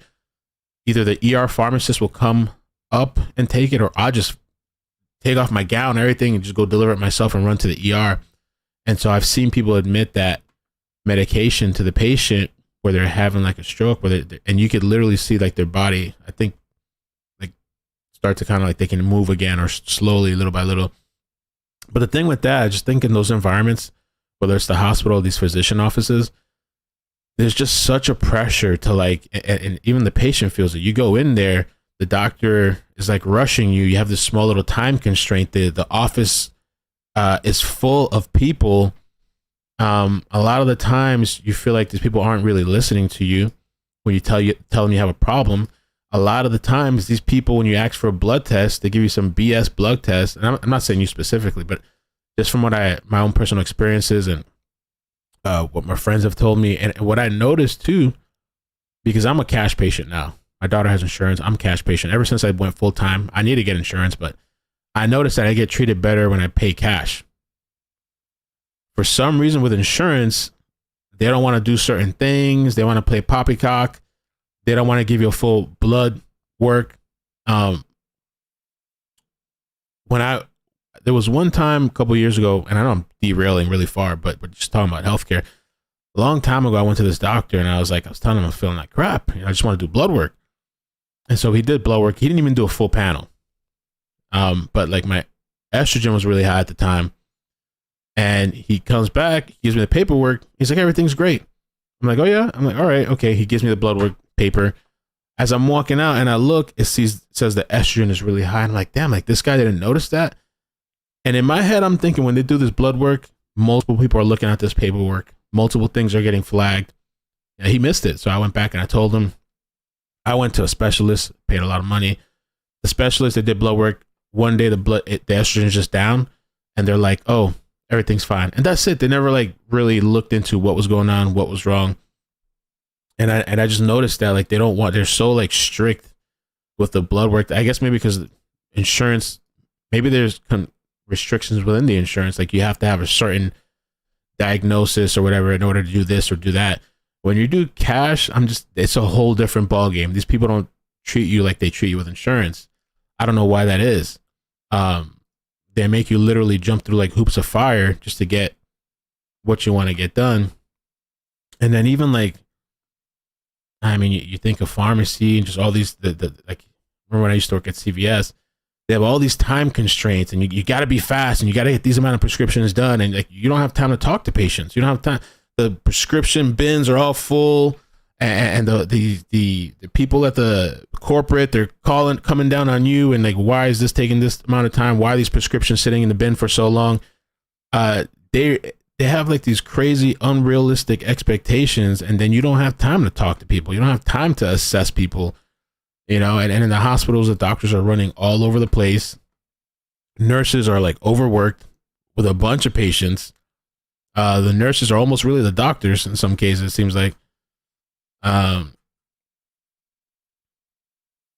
don't know. And you know, I saw this video recently too.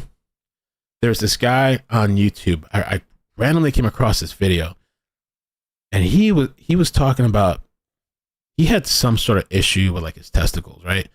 Something going on.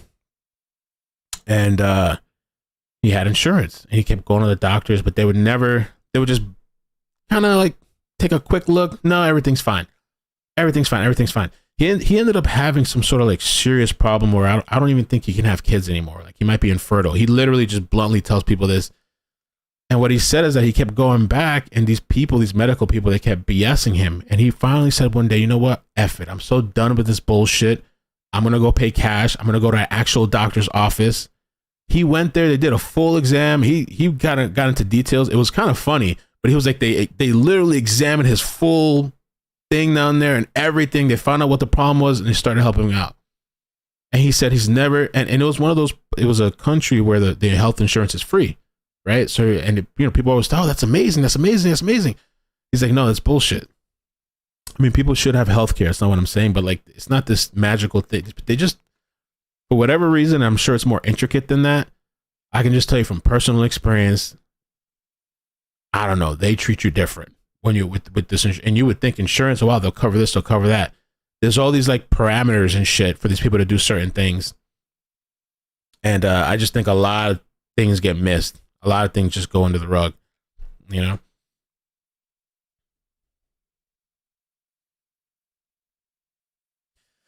Well, that's true too. It barely says bad diet, no proper sleep, bad habits. I think my biggest thing is sleeping properly. Yeah.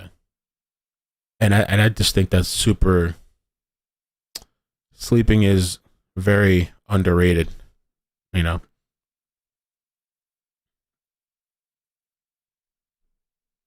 I went on a little rant, but I just, yeah, but I totally agree with you. But I feel like doctors and nurses and patients, we're all put in like these crazy positions where there's just no time. Nobody has time anymore.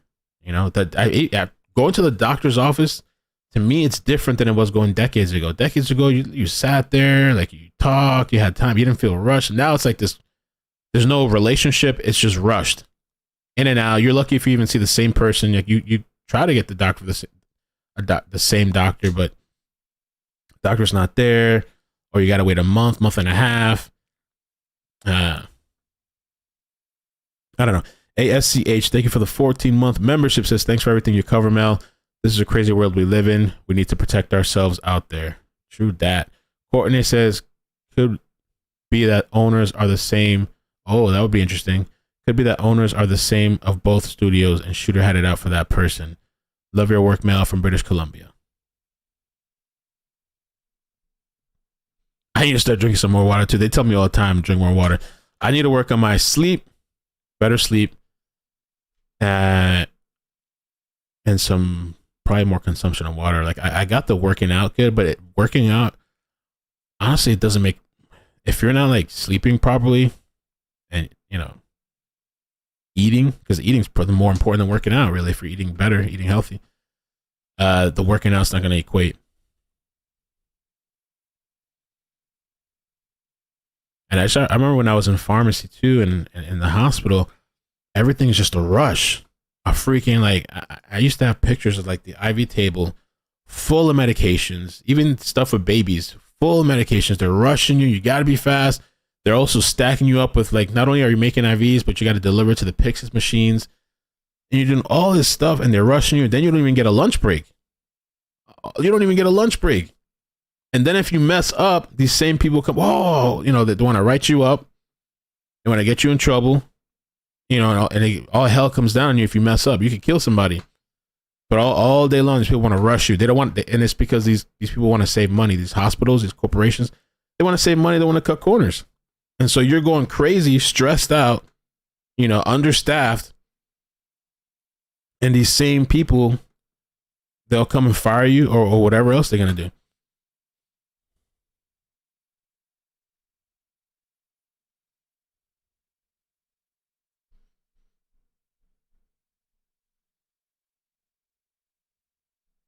No, I don't take melatonin. I used to. I kind of don't like it because I just feel like for some reason for me I feel like it does something to my heart, like my arrhythmia. Is it arrhythmia? Or my cardiac rhythm. Just something. And I've read about melatonin in the heart.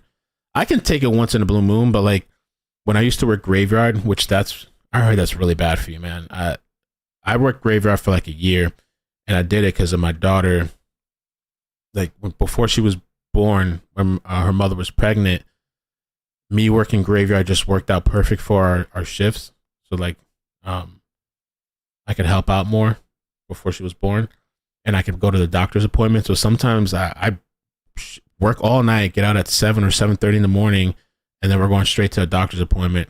You know, but melatonin in the heart. I've just read, and it's not a common thing, but I've just read it can cause like some stuff with the heart. Like I don't know what it is. And I noticed for me, like if I start taking it back to back, it gave you heart palpitations. Yeah. Yeah, the graveyard stuff I didn't like, man. Like the graveyard stuff. I remember one time I forgot what happened, and I had to take an Uber to work, and I was talking to this guy in Uber, and he was telling me that like the graveyard thing is just horrible for your heart, for your body. And he said that like him and his friends, they used to, and he was like an older guy. They did graveyard for a couple of years. I think it was hospital too. And he said the difference between him and his friends is that he only did it for like a year or two. I don't know how many years. He did it for a couple of years and he got out. His friends did it for like a decade or something like that, and they're all dead. That's what he told me. I mean, you know, that's anecdotal, but he just said he just wreaks havoc on your body. That is true. Laura said you work graveyard now. That is kind of true, right?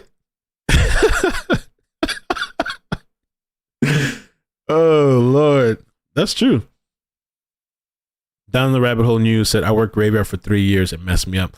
Yeah, I did it for like a year and I felt the effects. It took me a while to get back, and it's the whole thing of like sleeping during the day, waking up at night, and then when you're off, then you got to reverse the cycle and go back to sleep during the night. I had because I was working 7 on 7 off at the hospital, and so like every other week I'd have to flip my body and like try to adapt and change it. It was really bad.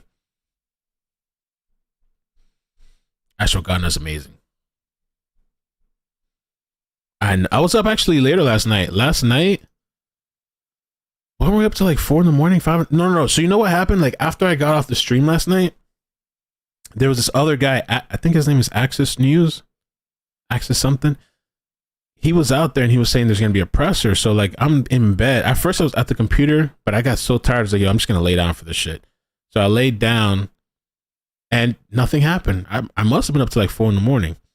So I slept in. I gotta try magnesium. Lucy on the go says try magnesium, but the question is, which magnesium, right? Because I've read there's different kinds. Which is the best one? They got glycinate, they got citrate, and they got oxide. And I think they have different kind of uses.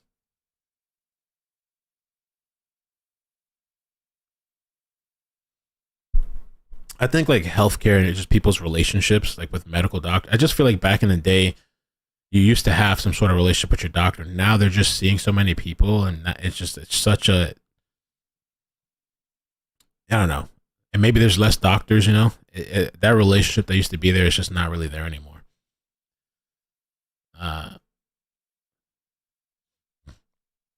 There was this doctor I met recently though, which really surprised me because this guy. Yeah, so I had to get some blood work at a different. Okay, let's see what they're saying. Citrate, the combo, citrate, glycinate. Oh, you can get the complex with all of it. That's true. This doctor that I met, so I went to this guy's office. One of the nicest doctors. I can't believe this shit. I wonder if I still have it on my Insta.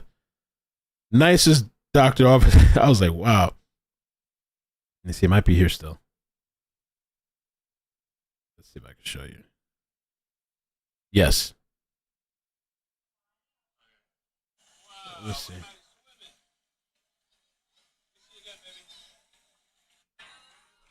Oh, not that. There it is.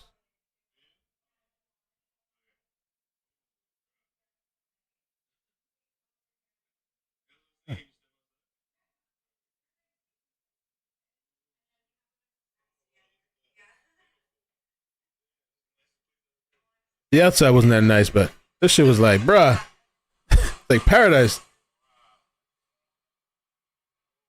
They're doing a whole bunch of reconstruction outside. So I went to that doctor's office, and inside the office room, there's not like your stereotypical like the little chair, the little bed thing, the countertop with the cupboards and stuff, and the sink. In there was this like feng shui therapist type of seat. You literally, so I walked in there and there's like bathrobes on the wall. He's like, "Hey, get comfortable." And at first I kind of felt a little uncomfortable. I'm like, "Get comfortable? What kind of doctor's office is this?" You know what I'm saying? Because I was just going in there to like talk about my blood work. And so I put on this bathrobe. I was kind of a little nervous because like, I don't know what kind of weird shit this is. Like they're gonna like drug me or something and do something to me, you know? And so I sit there, get comfortable. They even have like a little thing where you can elevate your feet. You put your feet up, and we just talked. And he was telling me like he wanted to do something different. He was kind of tired of like all these other offices. He's like, he told me like he said those cabinets are empty for the most part. Like they're not really using shit in those cabinets. That's what he said. And we just talked, and we had like some good conversation, which really surprised me. Talking about all kinds of things. We talked about Adderall. We talked about different supplements. That's where he told me about the L-citrulline, L-arginine. And I was just shocked that he had even that time to talk to me like that. And he said he just kind of wanted to do something different. No, happy ending, doctor.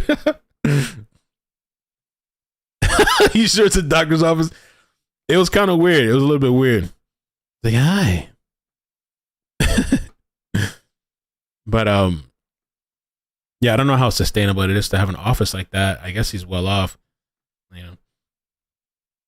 But it was different. He was like, "Oh yeah, we just want people to feel comfortable, and we want them to feel like they can talk, and blah blah blah." And I was like, oh, "Okay, all right."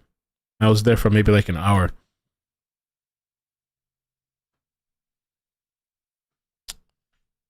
So I don't know.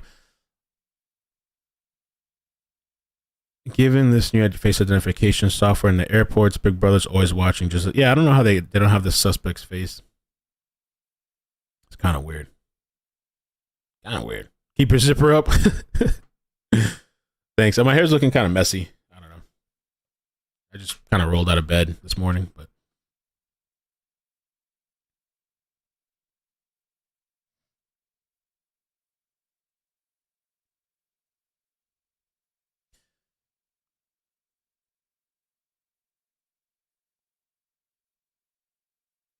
yo, I've never been to a doctor's office like that. Yeah.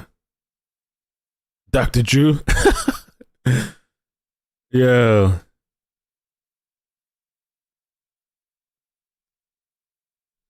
Anyway, I guess I'm going to head out for now. I have one notification.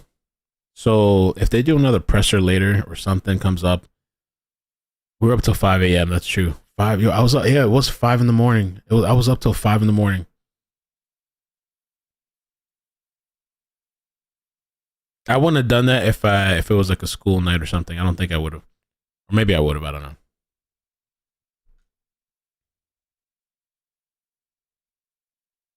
Seinfeld's a really good show. One of my favorite shows. I think I've watched every episode. But yeah, I don't know, man. You guys do whatever it is you need to do. It seems like there's a lot of, like I said, mental health stuff going on. It feels like these shootings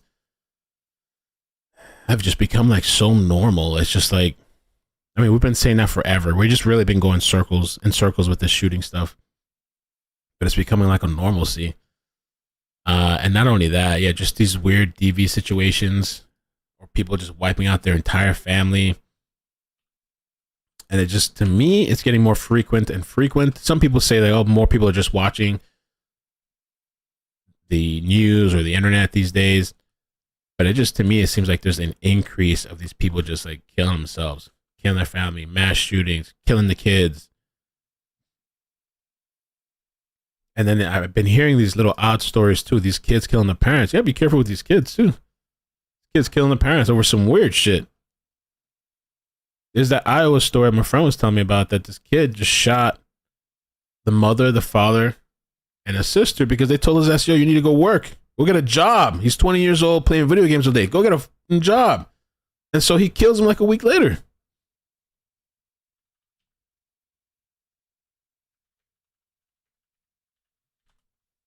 No, I'm not getting a job.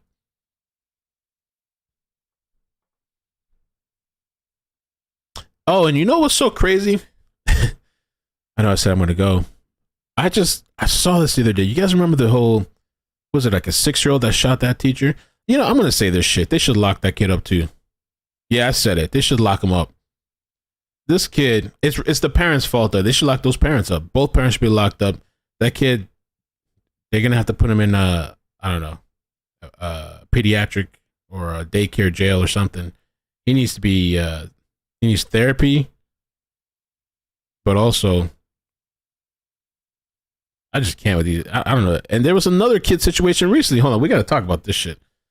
Dom is live. Let's see real quick. And you just got to wonder what is going on in that home. Look at this shit. Make sure you guys can see.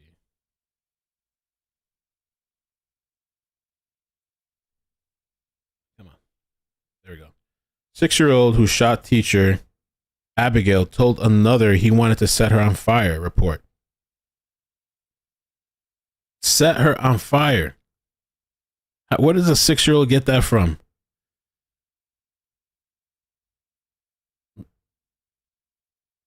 What is going on in that household? And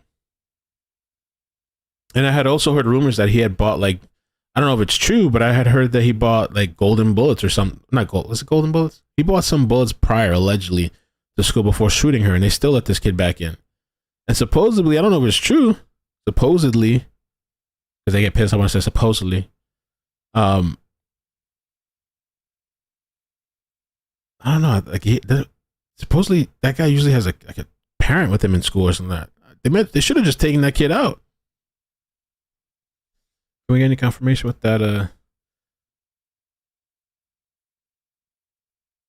The other, let me see if I can find it. Kid walking around.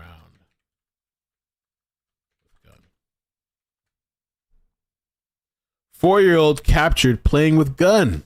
You guys heard about this shit? So I was just scrolling the other day and this thing.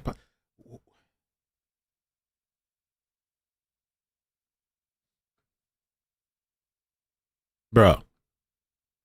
I mean, you can't make this shit up.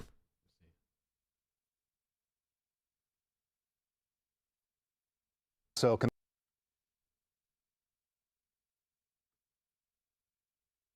ABC News obtaining alarming video shown on live TV. Police say a 4-year-old boy waving a loaded gun outside his apartment in Beech Grove, Indiana, outside Indianapolis.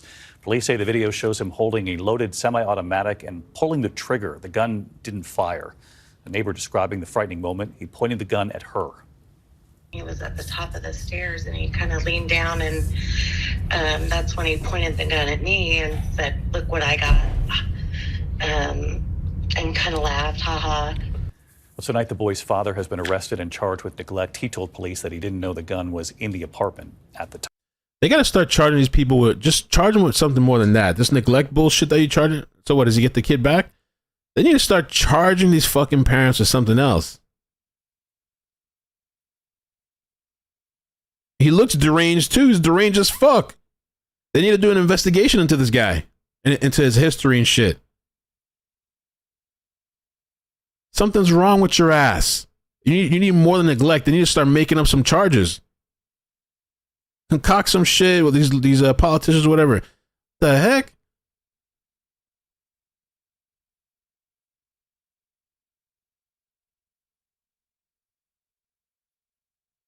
Damn.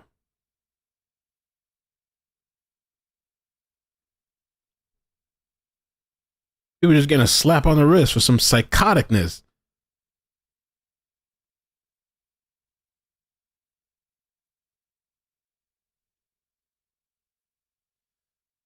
Man is arrested on live TV after, let's see, did they get him on live TV? Is this the same guy? January 17.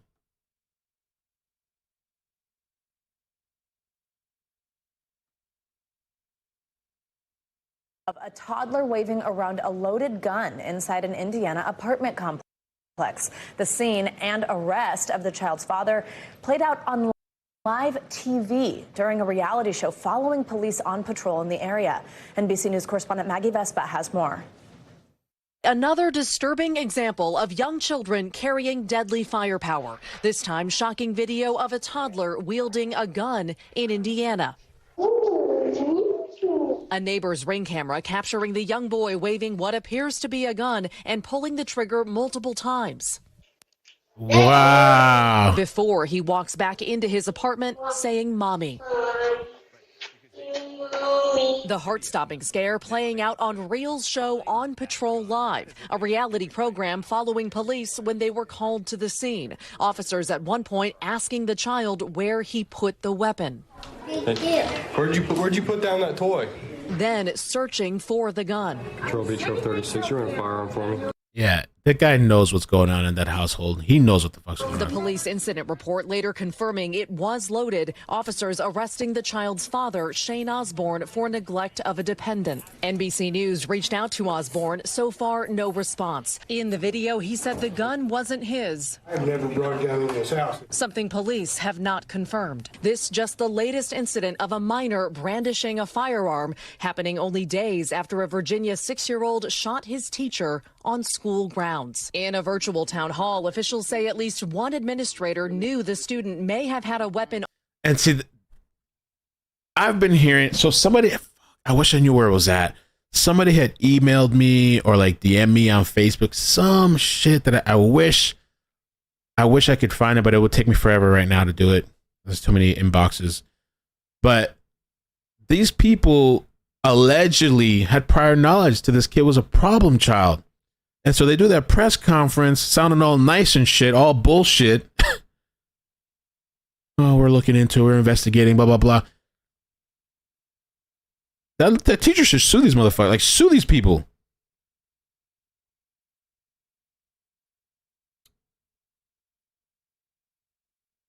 Told another he wanted to set her on fire. I had heard allegations that this kid allegedly had bought bullets into school before. And these people want to get up there with the nice talk and, oh, we're frustrated and whatever. It's all bullshit.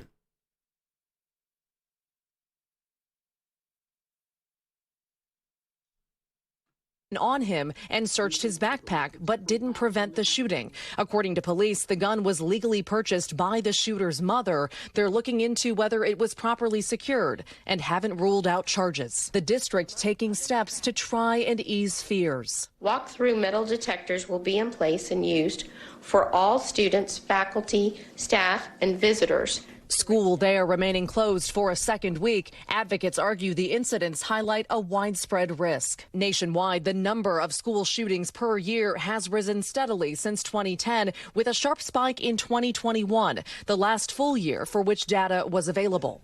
You guys need to be responsible. That fear boiling over at a Kentucky school board meeting. Parents outraged that a 14-year-old who allegedly posted online death threats against classmates and teachers last October is now returning to school. Hell nah. You should be permanently banned. Connor High School, I'm taking my kid out of that school. What the heck? All right, he's rehabilitated. We'll bring him back. Kentucky school board meeting was available. You guys need to be responsible. That fear boiling over at a Kentucky school board meeting. Parents outraged that a 14-year-old who allegedly posted online death threats against classmates and teachers last October is now returning to school. The teen has been charged with second-degree terroristic threats. The status of those charges is unclear at this time. Just another case in a country. Dude, permanent ban. That's what I'm saying. Like, God forbid something happens. All these people need to be held accountable. How can you just come back like that? I'd be taking my kid out of that school. That's crazy.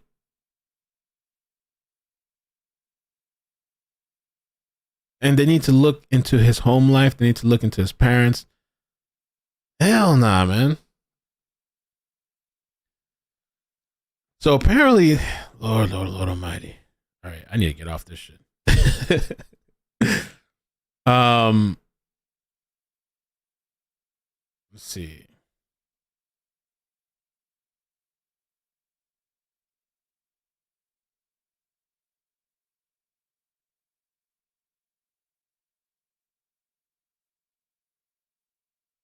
The family for that 6-year-old had spoken out. They didn't say much, really much at all, but they're claiming the one that shot the teacher. Don't tell me this is them right here. Instantly, my heart dropped because terrified students and bewildered parents. Instantly, my heart dropped because I'm thinking of the age of these children. Oh, okay. I thought that was the parents right there. So the family had said the firearm our son accessed was secured. How? Something wrong with those people, yo. I mean, I would be embarrassed too. Like, I mean, I don't know what's going on in that household. I mean, I guess you could say mental health, but like when I see kids doing this crazy shit, you got to look at what the hell is in that household. That shit would be embarrassing. I mean, I don't know.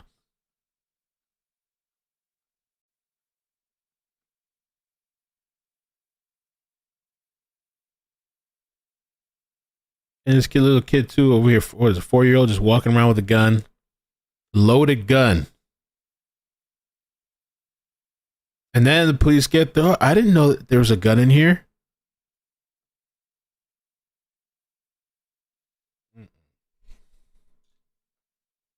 Yeah, right. Clearly, it wasn't secured. Lord Almighty. Yeah, it just gets kind of frustrating after a while, you know. Cheeky Cheeks, 14-month membership. A phlebotomist, I can tell you there's so many restrictions insurance has on blood work, especially Medicare. It's crazy. Thank you so much for that, Cheeks. That's what I figured. That's what I say. I mean, if you can afford it, I think one of the best things I ever did, like at the beginning of this year, is I went and got blood work. Like a full, go to a good doctor, a full panel. You can find out what vitamins or anything you're deficient in, and you can take care of that. For some reason, when I've gone to these doctors, they bullshit around. They don't give you the full test. I mean, I maybe have to ask for everything. I've asked for everything. They still don't do it. And they always have to put some sort of code in for the insurance. Shields Nation, and sometimes they even charge you less than the actual price if you're paying cash versus insurance. Shields Nation, it feels like mass hysteria in the U.S. Brunch Mom, thanks for the super chat. Hey Mel, look up Baton Rouge shooting killed 12. Is that an old story or let's see?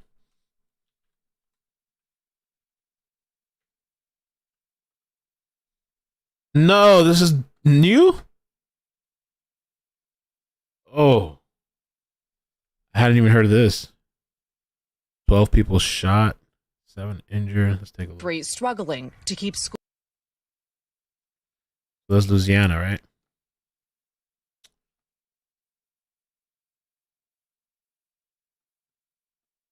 Nightclub.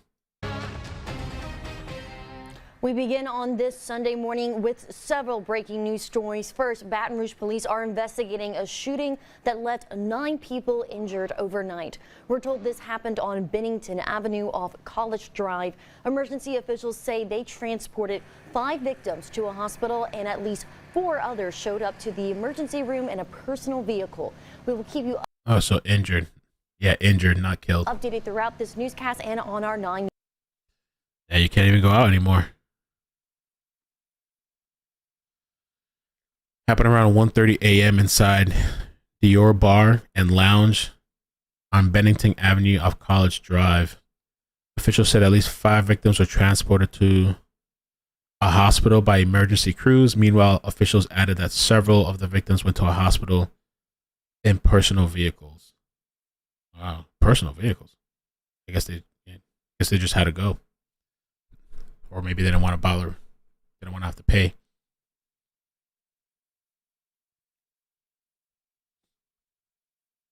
Well, it looks like at least nobody died.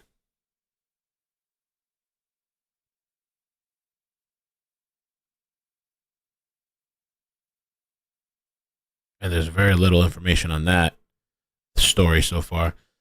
And I haven't seen any mention. Yeah, there's like, each article has like a paragraph. Shooting happened at this location. Boom. That's it. Damn. Like a blip in the map.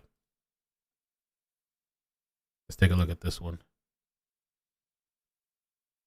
Yeah, there's really like no information and no suspect named. Damn.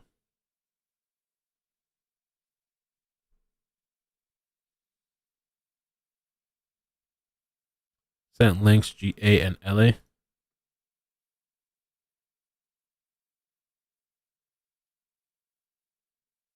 Oh, so Fresher tells me they're allowed guns.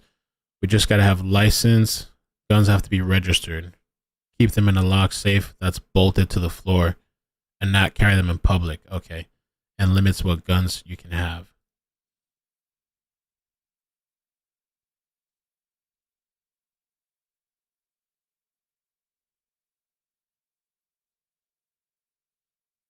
Find a functional doctor.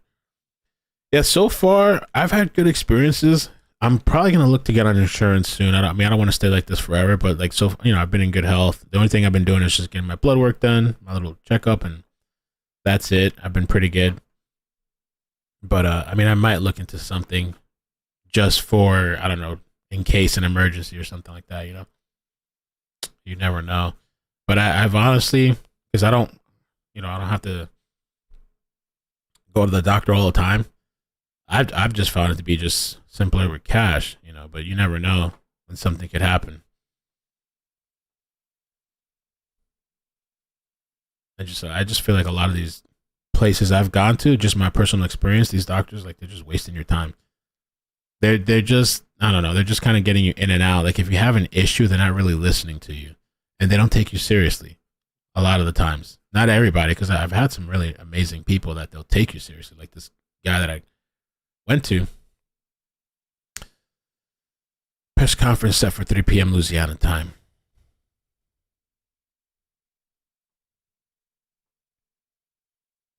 There's some really amazing people in the sea of unamazing people.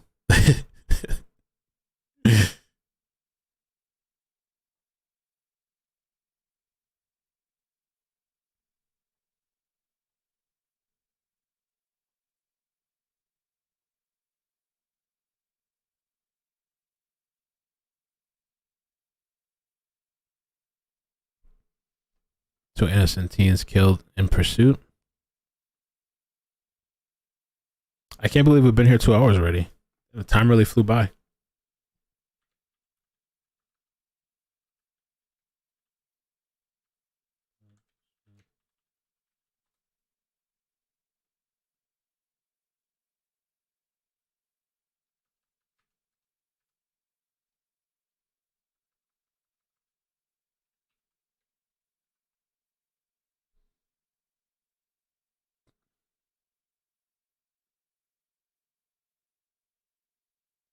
Oh, there is one wait.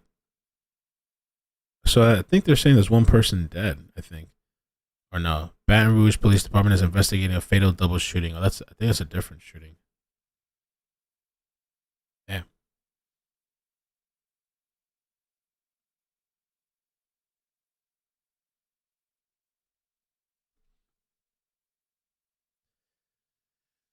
Yeah. All right. I guess I'm going to get out for now, guys. Take a little break, but I will maybe be back later if they do another presser. We'll see what comes out. I rescheduled this stream, the other stream, for tomorrow, 3 p.m. So we have time, just so there's no rushing or pressure. All right. So yeah, take care of yourselves. Love you guys. Take care. Peace. Bye.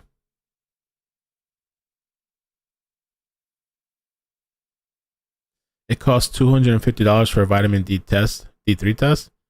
No way.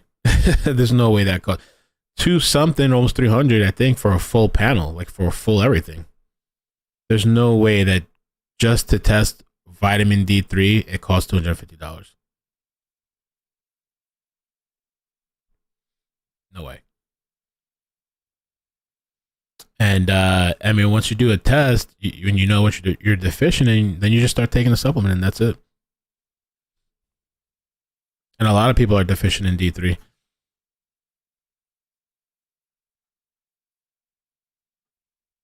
If they're charging you $250 just for that, you're going to the wrong place. I can tell you that. Come to Florida, we'll get you a better price. All right, bye. Peace. Take care.